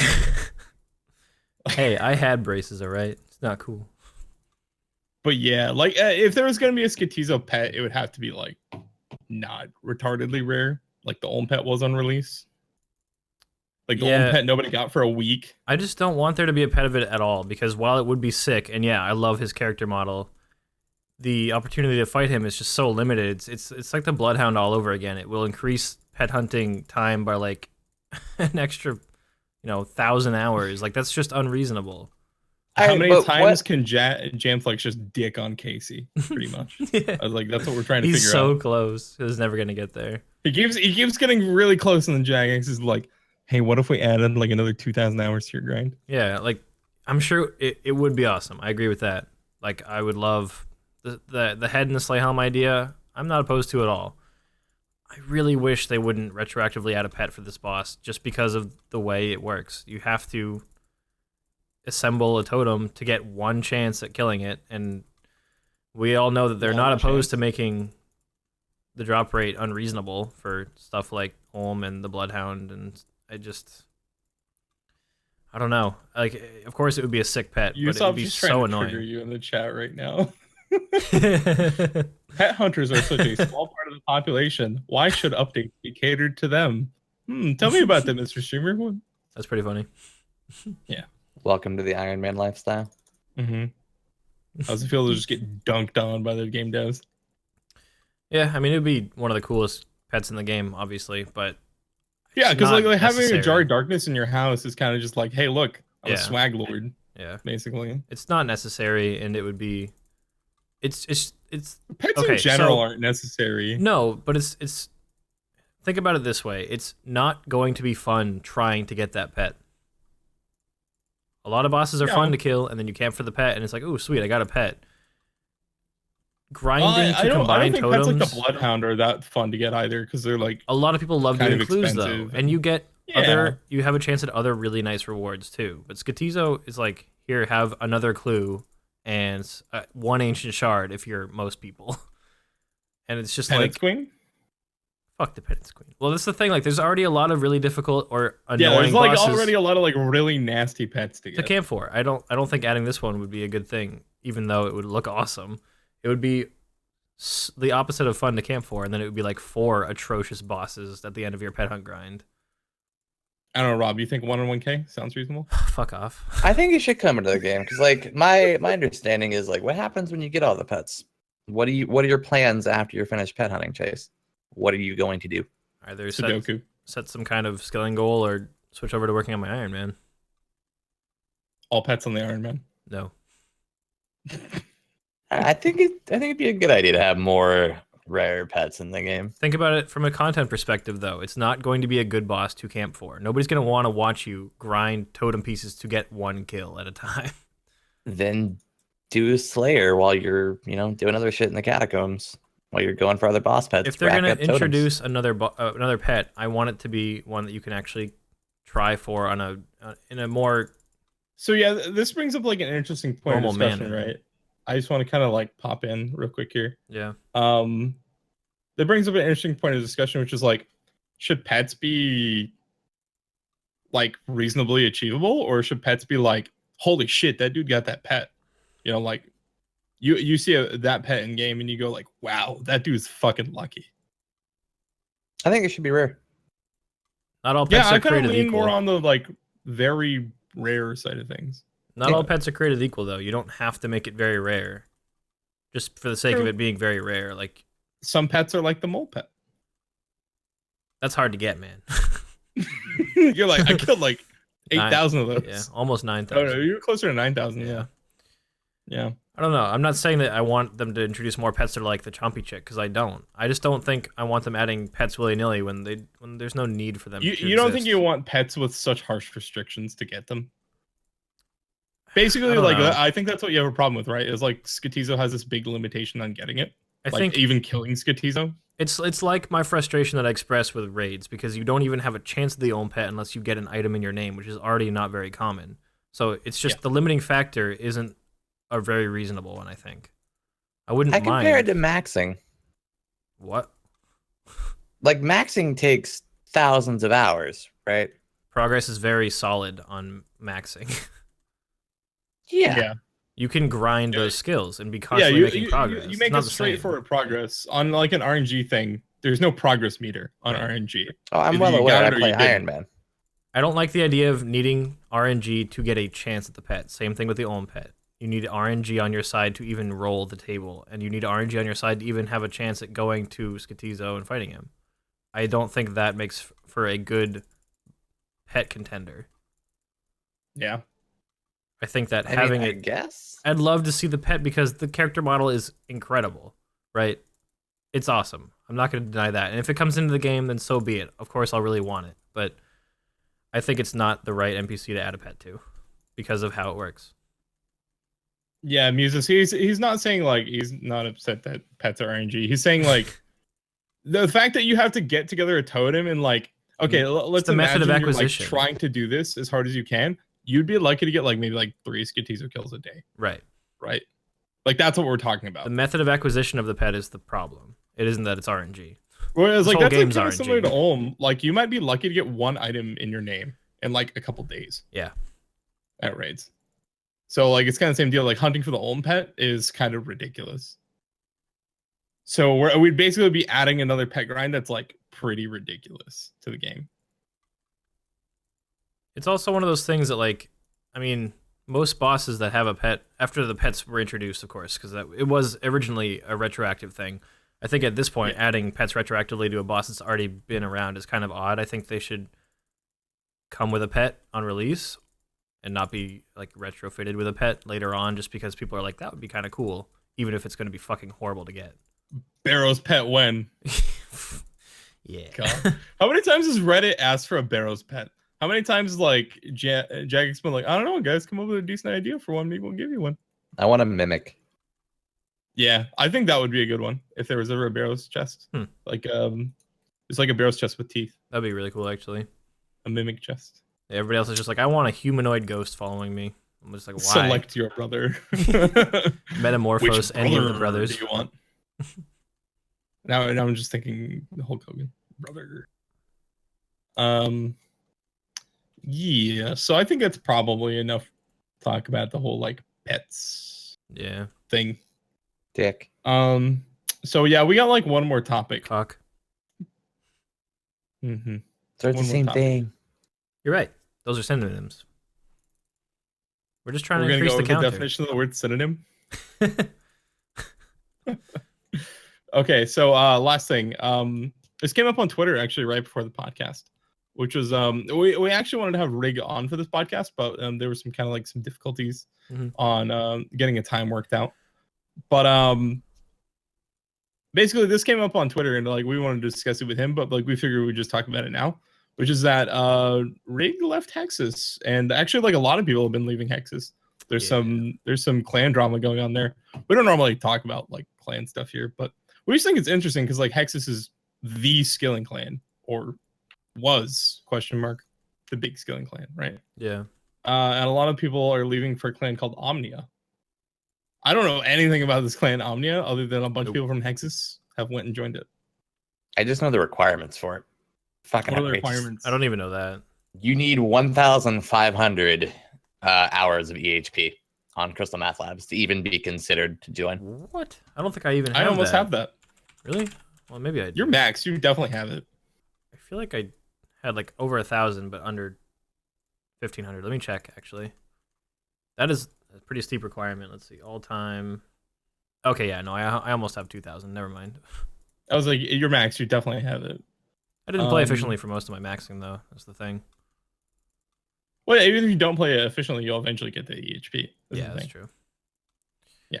Is that the only? Like, what are the other requirements? Oh, no, I'm sorry. It is 1,000 EHP to join as a member, and 1,500 to join the clan as a friend. And I have the form. Oh, even to just get a smiley, you need 1,500. That's the ranking system is interesting. Oh, yeah. Okay. To get upgraded from Smiley to Corporal, you need to be top 500 in EHP. The next rank up is 250 in EHP. Shit. Next rank up is 125, and then the final rank is top 50 in EHP. So it's like the sweatiest of the sweaty. That's crazy elite. Yes. Holy shit. Mm-hmm. Well, I mean, that's basically what these guys play for, though. Is like they're all about the ranks and playing efficiently. That's what they care about. So it makes sense that their clan's elitist, right? For perspective, my EHP rank is 807. Damn, bro. So you can almost get some ranks in Omnia. I still need to go up like 300 ranks. That's ridiculous. I only have 278 EHP. Yeah, I actually read the wrong part. I read like gained since tracking. I have 2,034. Yeah. Oh, so you're max. You have quite a bit of EHP.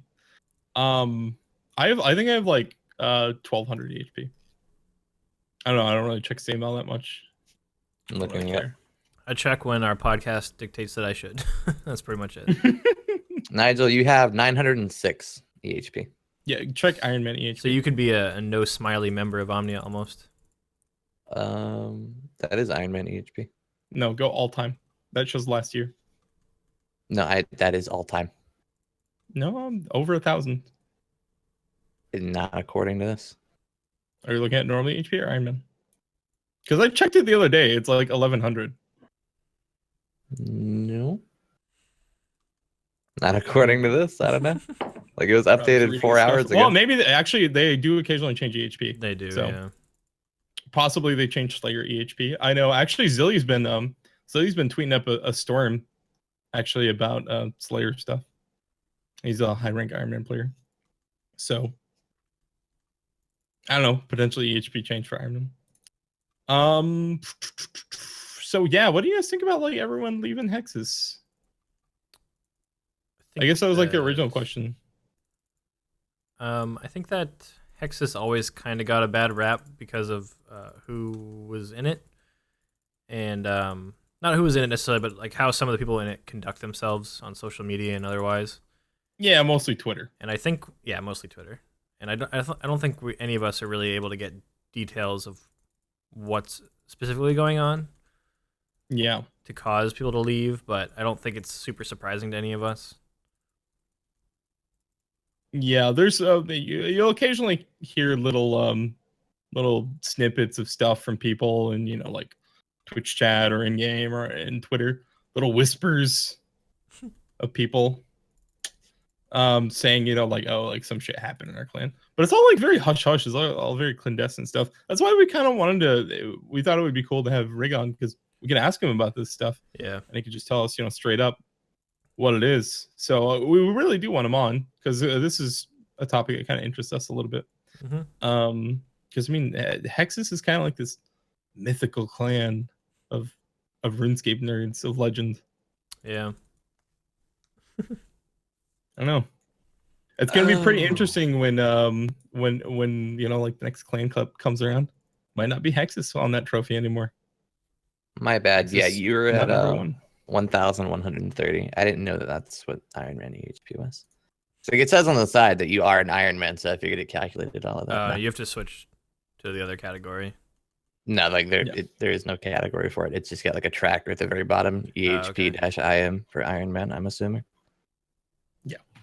Yeah, so you're an erudite? No, I'm not an erudite. Mostly because I don't care to be an erudite. I hang out in KOACC and I'm casual. Yeah, I don't care to be in clans at all. I've never liked the...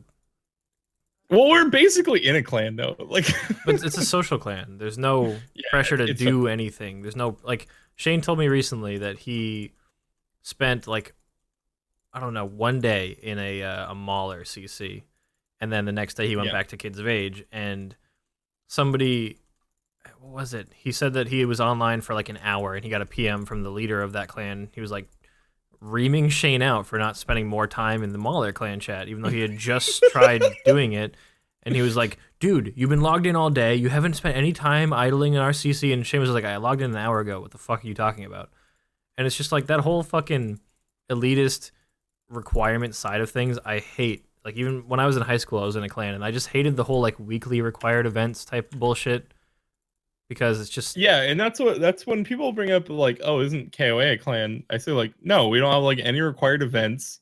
In fact, we don't really have events at all. It's just, you come and hang out, and like if you want to do shit, like cool, do it with people. So sometimes a clan sounds appealing to me, but then I remember that it's not.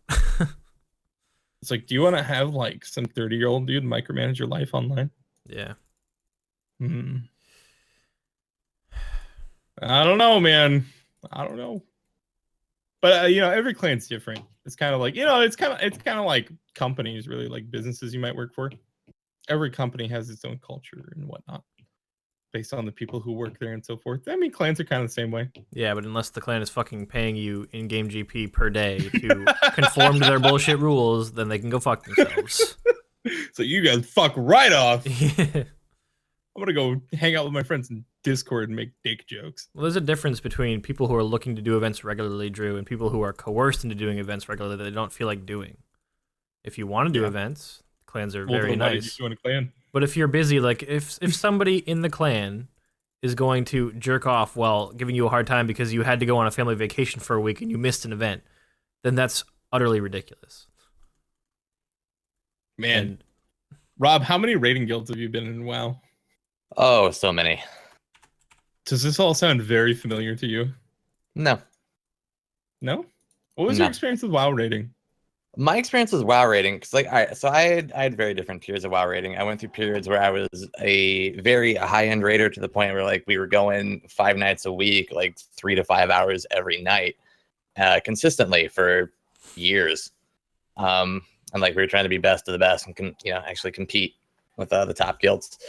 And like at that point, like, you really didn't have anything required other than show up. Like you were in that guild, which like would be RuneScape's clan, for a reason, and that was what the clan event was, which was raiding. You were expected to show up for that. Otherwise, why are you in the guild? That's what the entire thing was based around. So that makes sense then, because you join the clan so that you can raid with them, and then if you're not going to raid with them, why would you join? Well, I mean, like it makes sense for like Hexus and Omnia too. Then, like the entire reason you join the clan is to be around like-minded people who compete over EHP, basically. Yeah, but you could do that in the KOA clan chat without required events. You can just hang around people and talk to them and be like, yeah, let's race to this whatever. Without Did we ever get a server first? But it's going to be really hard for you to find like-minded people that want to, stroke themselves over sweaty EHP. You know what's even worse than required weekly events? Back in high school, my clan had required weekly posts on our forums. You had to post one comment per week on the forums to stay active. I don't know. It was awful. We're paying for this website. You better fucking use it. I have this very distinct memory of I went on family vacation to Seattle with my mom and my brother for a week, and I literally used our family friend's PC to log into my clan forum while I was in Seattle, so I didn't lose my activity. And looking back, it's like the worst shit in the world. I don't even know why I was part of that clan for so long. Validation. I mean, I had a lot of friends in that clan. I liked the people, but the rules were retarded. I can't do shit like that. Like, if I'm gonna join a clan, I'm not gonna be expected to do anything unless it's the reason I'm joining. Mm-hmm. There were a few clans back in the day, especially whenever Citadels came out in RuneScape, to where you had to go there and gather resources for your clan, or you were kind of letting them down, and it was all tracked and shit with the banner and everything. You could see who was producing what resources and stuff. That shit annoyed me. I don't want to be expected to do more than I'm there for. Yeah. Which is what I really like about KOA. We're a community more than a clan, and no one cares, man. We're just all here to have a good time. Get a life, you nerd. I have a life, and this is it, buddy. Thank you for coming. So, yeah, I don't know. We're the ones podcasting, but we are not the ones who have lives. We should be trolling people online. Follow his example. Yes. I enjoy trolling people online. How about you? I really want to get the golden kappa someday and just go spam the shit out of my favorite streamers' chats. Oh, yeah. I go around to all the chats. I got a golden kappa. I check every day. One day it'll happen. One day it'll be me. Yeah, kappa check. Damn. Let me check. Nope, today's not the day. Nope. Never lucky. Nope. Never lucky, baby rage. All right, so I think this part of the podcast is the part where we take questions from the chat. I've seen somebody, Shinpachi, he's been asking about completion escape. We've talked about completion escape. This comes up a lot. Basically, do we think there should be a completion escape? I say yes. What do you guys think? Yeah, why not? I don't think there should be a cape for it. No? No. What do you think? What do you think we should do? You know how you have the post board thing on Zaya that tracks all of your clues that you have set up for a master? Yeah. I wouldn't mind having that. Just a way that you can track your progress without an actual item attached to it. Because then you're not losing anything if new stuff comes into the game. Because that's the main deterrent right now. What they talked about. Yeah, that's why Jagex says they don't want to do it. Which Really? is people might vote no when there's new shit added, new items. That's a fair because they would all point. get added to comp cape, and people would lose their comp cape, and then they have to. I think that if they were going to do something completionist, it would need to be, if not a cape, it would still need to be something that you could make apparent to other players that you've accomplished, easier than just having a board that you can go and check. The comp cape, you could show off to people that, hey, look, I did everything on this list. But just going and checking a board and Zaya, nobody's going to fucking do that. Nobody will know that you've comped if it's not something that you can show people. No one knows that you get 200 million skills unless they check high scores. Yeah, but there's nothing for that. People or if they play RuneScape more than a few hours a day. Yeah, but I still think that they might hear about how sweaty you are. I still think that a cape is better than a board. because people are doing it for like the yeah, you want it to be something people can see. Like you want to be able to show it off. What's the point of playing games if you can't show people how big your EP is? Yeah, in an online Personal game, accomplishment. in an online game, you want to be able to show off. No, to fuck people. that. I mean, all of the above. I'm the fucking man, and everyone should know it. Like that's what this game is about, right? I think it's all the above. That's why you max, personal right, accomplishment and being able to show off to your friends. That's why leaderboards exist. Then have a leaderboard for it. I think that's better than an in-game board, to be honest. Like a leaderboard for completionist stuff on the website would be better. So somebody mentioned some RS3 shit, which is what if you get a status like before your name? I wouldn't mind that. Where it says the completionist, and then it says sweaty nerd. Your arson. But it's still something they'd lose. And it could be a reason for them to vote no. Yeah, or like master before your name. Yeah, something like that. Yeah. Some sort of title. I'd be cool with titles. That's like an RS3 thing. But then again, like all sorts of other games have titles too. Like I'm cool with it. Yeah. In fact, title hunting was a big thing in Guild Wars, which is another game I played. Title hunting was huge. I don't know. Personally, I like titles, but not everyone does. That's why we poll stuff. Wow. The poll system works and simultaneously does not work at the same time. How many max players are there in total? I think there's over 1,000 now. Too many now. Too many sweaty nerds. It's 2017. If you haven't maxed yet, what are you doing? Playing. Because like I was just thinking, like even if it did come into the game, how many people would end up being a completionist? And then if they all voted no, how big of a sway would that be to polls? And well, if it's all 1,000, that's a lot. It is a lot, but if it's just like not a minuscule amount, not every max player is going to vote no because they're lazy about it, you know. Yeah. Well, you got to think of also players who think they will eventually comp. Yeah. True. Yeah, we need to get that. All right, pet so cape. let's move on to another question here. Actually, Mudrock asks a question. He says, "New Twitch app thoughts? Have you used it?" I have not used it. I have no. We thoughts. were actually talking about this in Discord last night. I didn't know it existed. Yeah, it came out yesterday, right? Or 2 days yesterday. ago. Chef was talking about it. And Chef said, "Hey, there's this new app. It's a lot like Discord. It's from Twitch. You can like share Twitch with your friends, like a stream you're watching, and you and your friends can watch the stream together and have like a chat and hang out and watch it. Pretty neat, actually. I actually downloaded it. I haven't used it yet, but I'm looking forward to using it. You know, kind of over the weekend while I'm gone. I'm going on vacation tomorrow and Sunday, so might get a chance to use it on my laptop or something. So I'm looking forward to it. Yeah, it is kind of a bit of a Discord clone, but at the same time, like if it's better than Discord, I might use it. Yeah, it's at least worth trying, I think. Yeah, I will try it. I haven't yet.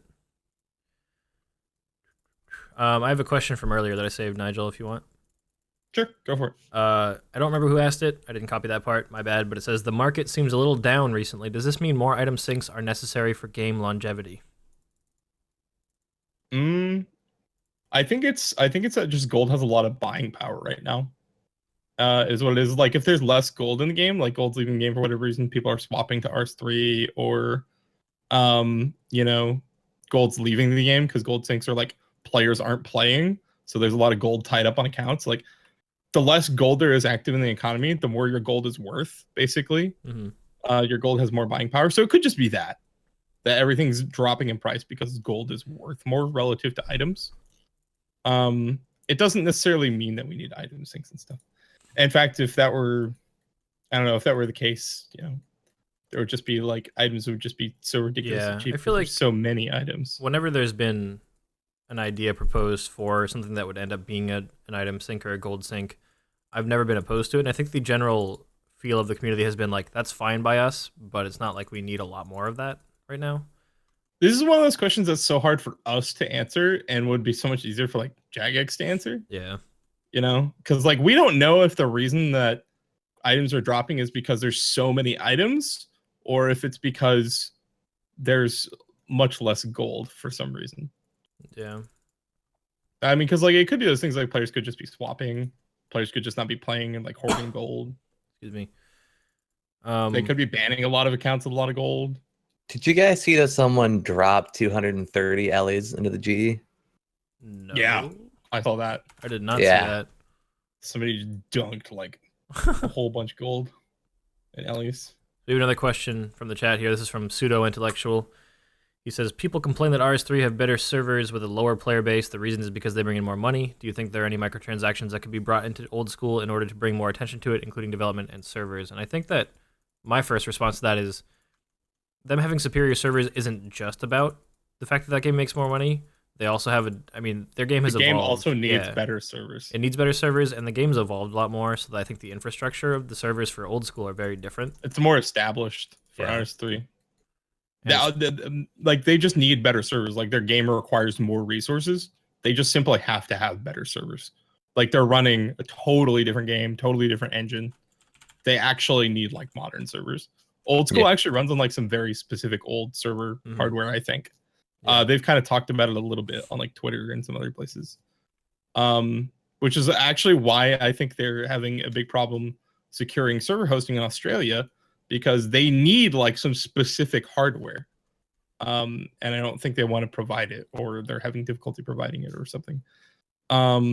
So, yeah, that's just kind of how that goes. And the second part of the question is about, do you think that we could bring in some kind of microtransaction to old school to address costs? And I think that that's a dangerous thing to do. Like, microtransactions of any kind would be a dangerous thing to bring to old school. I think that on one hand, it might bring in more money for them to play with, but at the same time, you're going to alienate some of the player base just because of how it's going to feel like we're descending towards pre-EOC again. Yeah, I actually like this question too from Kugi. It says, what do you think about repulling raid armors that didn't pass and also adding a third floor to raids? We talked about this a little while ago, which is we would love more variation in raids. We all think that's a good idea. It's a good way to get an expansion to raids, and it's a good way to Jagex to finally get those friggin' armors they wanted so bad. Personally, I thought the armors were cool, and I would love if we actually ever get them. I agree. But I don't think they want to. I don't think they want to pull it so soon. Players would be mad salty. Drew's a question. Thoughts on third-party clients allowing you to scout raids before even starting? Is that a thing you can do right now? Yes. Okay, yeah, I haven't done raids in ages. Yep. Yeah, well, even Conduit. You can open up the world map in Conduit when you start the raid, and it'll show you the layout of the floor. Really? Yep. Yeah, because they have the dungeon maps. Huh. I think that's going to be patched very soon. I think it's really OP, and I think a lot of people are abusing it right now. Like, the only way of abusing it would be to like cancel a raid you can tell is not going to be but that's what people are doing. It's called scouting the raid. Like, you literally just have one dude make a raid, look at the floor, new raid, look at the floor, etc. Until he says, okay, this one's good. And then everyone goes and does that raid. And that's why you're seeing people get like pretty low times on raids. Because you can waste 2 minutes at the start of the raid scouting floors, and then boom, 25-minute raid or whatever, right? Yeah, I could see that being a problem. Yeah, I mean it is what it is, but I think I think Jagex is gonna swing the hammer on this one. I think you're gonna see this gone very soon. Yeah, just because it's a very abusable thing. It is. Shouldn't be that way. I don't have any other questions saved at the moment. I don't know if you do. I had some. We were up here. I'm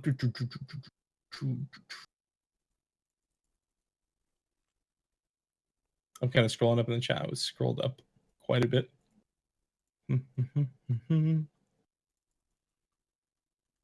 Yeah, we answered yours. Actually, no, I think Rock. we covered it. I think we covered all that. Yes, Mod Rock, we did answer your question. The answer yeah, is none of us have used it. Right. I was the only one who heard about it. No, I heard about it too. I meant to download it yesterday. I just forgot. But no, we haven't. Yeah, I actually already have it downloaded. I just haven't used it yet. Yeah. It seems interesting. Yep, I'm gonna give it a try. What is my EHP in bed? Over 9,000. Very efficient. Do you 3-tick the clit? I do. Because I love the pussy. Oh, I AFK it. You AFK it. Redwoods. Rob, you have the same comb? Dude, you shop at Walmart too? Actually, I got a new comb today. Do you have this comb? He's gonna manscape. Okay, that brings up a fun question. Do you guys manscape? Does manscaping refer specifically to below the belt, or does it refer to facial hair too? Because I've never heard it used like not in a facial hair. legitimate Facial hair sense. is just like guys just take care of that. Okay. I mean, like by manscaping, I mean like like chest wax. Oh, like okay. you know, No. like getting like really into it. Never. I shave my twig and berries. But that's about it. Keep it clean Is it- down is there, it- yeah. But Is it manscaping, something I like, wouldn't use that you word. know, have you ever peeled a carrot, Rob? Oh my god. That's Oh just what my I'm imagining. God. That is the worst visual anybody's ever put into my head. Jesus Christ. Oh, Nigel. No. Well, he has to answer the question. Yeah, I peel a carrot. Okay, you know what I'm talking about then. Lord. Nigel's Yeah, I like think taking a every guy's victory. done that. Nigel's like, at get some the point. mug, take a victory sip. I made everybody uncomfortable. Go me. Good Lord. And that is how we ended our Twitch careers. No, but every guy's done that, right? Trimmed up down there. I hope so. Trimmed up, I yeah. hope so. Have you ever just like shaved all of it? Yeah, Just like Yeah. all of it. Yeah. Yeah. I don't It's the weirdest feeling. it is. feel like It is we're. so weird. I feel like we're getting into the territory of giving our viewers way more insight into us than they need. Like, I don't even care. I mean, this week we're not No. offending people. We're just fucking making them acutely Yeah, uncomfortable. we're just making everyone cringe. Yeah. We should offend someone. Who are we gonna offend? Wait, we might have already offended Hexus. We called them sweaty nerds. It's I okay. think Everyone used to that, relevant left though. that clan, right? True. Well, I don't know. I still kept Not my everybody Aubrey. left it. No, wait, no, yeah, Aubrey's still in it, isn't he? I think so. Yeah. Caleb, All right. he's I cool. mean, Dude. I like Caleb. we could offend former Hexus nerds by saying it's about damn time. Oh, why didn't you leave sooner? That's what we're gonna ask Greg if he ever comes on the podcast. Dude, why didn't you leave Hexus sooner? He's afraid like- of Randy. He was like, they hadn't doxed me yet. Oh, I was waiting. low blow, low blow. Low blow to somebody who doxes people? I think Okay, not. yeah, it's not that low. No, It actually happened, no, it's but not. If anyone knows who Staff of the Dead Alker is, can we get a Bible thump in the chat? I miss him. Yeah, he was a nice guy. I like He Staff of the was. Dead Alker. Yeah, he actually came into my stream on my last birthday and gave me $25. He Damn. was like, drinks are on me. Here you go. And I was like, oh, that's nice. And then Dude, he left forever. he tanked at DKs for me, like when I was in New Iron Man, and we still needed to do DKs like with other people because that's too low level, to really do all three myself. Yeah. Yeah, he came and killed Rex, so I could kill Supreme. Yeah. Nice dude. He was Nice cool. dude. So yeah, Sam says at all arrogant streamers will end of you stream after this. And you guys gonna be live after this? No. I ain't gonna be. No. I'm gonna go sleep. I'm gonna watch I've Iron been up Fist. all day. I was thinking I might do some editing. Yeah, so none of us are gonna be live. On the topic of that, you think it's about time we get wrapping up here? I think so. Yeah. Did Been you half want to hours. do any like personal questions to wrap things up, like an outro thing like we did last time, or you wanna I just think we call covered it with the the twig and berries and peeling. Have carrots. either of you guys ever wanted to nair your asshole? See, I was gonna suggest we end on a better question, not an equally bad question. Oh, The answer. have you guys for- ever thought about doing any pranks with Nair? No. I've always thought they were too evil. No, I would not fuck with someone Yeah. that way. No. I saw a guy put super glue in his roommate's hair gel before he had a date Oh. that night. No. Hmm. He had to go to the Oh, emergency room and they had to pry the fucking brush out of his hair. Like, Dude. it was just stuck to his hand, and like he was in so much pain from it. What an asshole. Like while they were doing it. Worst roommate ever. He's like, I had a roommate. Had. I had a roommate and then I murdered him Yeah. with my comb. It was stuck in my hair. Ugh. I can imagine that. Yeah. Alfie has a question here. He says, What do you think about the power of the Twisted Bow? Personally, it annoys me that it's best in slot at Mole, etc. Mole doesn't even use Mage, and it's always been the Darok boss. I think that the Mole is an old piece of content, and it's one of the weakest bosses in the game, so the fact that the Twisted Bow is effective there doesn't surprise me or upset me in any way, really. It's not, I don't even think it's like best in slot, it's just comparable to Darok's, right? Because Darok's is still really good at Mole. You can 3-hit the Mole with Darok's. Like, I don't know if you can 3-hit it with Twisted Bow. I imagine it's equally unlikely Probably or possible. less likely. Yeah. So I don't know. I think it's comparable. I don't know if it's best in slot. Probably not best in slot, but I think that Twisted Bow is probably just easier if you have access. I don't know. I don't have a Twisted Bow. I can't tell you if it's good there. Go watch the Boing's videos. He's got a bunch of videos where he says, "Hey, is Twisted Bow good here?" So, plugging my boy. See him do it on goblins. I imagine it's pretty damn good there. Is Twisted Bow good at the cow pens? I need to know. I do need to know. What about just more kills per hour and less supplies? You would use less supplies because you get a prayer bonus. Yeah, with wearing Elite Void. So yeah, I guess maybe it is better. But I mean, Darok costs what, like 4 mil. Twisted Bow costs 1.5 bill. I think it being that good is it's like 1 bill now. Oh really? Yeah, it's about 1 Even bill. so, I think with that price threshold, or having to get it yourself if you're an iron, I think I don't mind that it's that powerful still. Just Twisted Bow good versus weebs. That's why Ellie crashed so much. People are like, I'm gonna sell his Ellie. He's like, my Twisted Bow. This shit's dank. Yeah. Yeah. It's lit. Oh, I'm thinking it's time to wrap it up, guys. Yeah, I think so. All right, so I guess for our sign off this week, we're just gonna do a sellout sign off for Chase. It's Chase's birthday tomorrow, guys. 3/18. 3/18. Go check out his stream tomorrow. Make Chase have a really awesome birthday. Thanks, Nigel. I'm sure he would love that. And I just want to say shout out to Nigel. He's done a really good job hosting this podcast on no sleep. He didn't sleep last night. He's done a very good job making it interesting and maintaining a professional atmosphere for most of it, except for the dick shaving thing. But, you know. I think you're welcome. You've done a really good job with no hours of sleep. And still propping us up here. It's Tripwire WV, right? VW Tripwire WV? Yes. Get the dumbest name. It's right here. That's the right one, I think. I have the dumbest name, really? Have you heard of somebody named Shifty? That's Chase's channel. Go, if you don't already follow him, follow him. Check him out tomorrow. He's an awesome dude. He's on the podcast. Thank you, Nigel. You've been listening to him. Yeah. It's his birthday tomorrow. I'm turning really old tomorrow. You guys know that? Chase is actually super old. How old are you going to be tomorrow? I'll be 26. Rob, 26. Why are you doing the tongue thing? What tongue thing, homie? Yeah. What are you talking about? But yeah, birthday stream tomorrow. There's probably going to be alcohol and pet hunting, if I had to guess. You're like actually old. You're like dad age. I could be a dad, You could have kids. I have friends that are married, you know, and they're thinking about maybe starting a family. You probably do have kids. It's fucking, it's scary. Where are you hiding the children, Chase? Are they in your basement? Where they belong. Yeah. I don't have a basement. I live in an apartment. There's no basement. Your attic?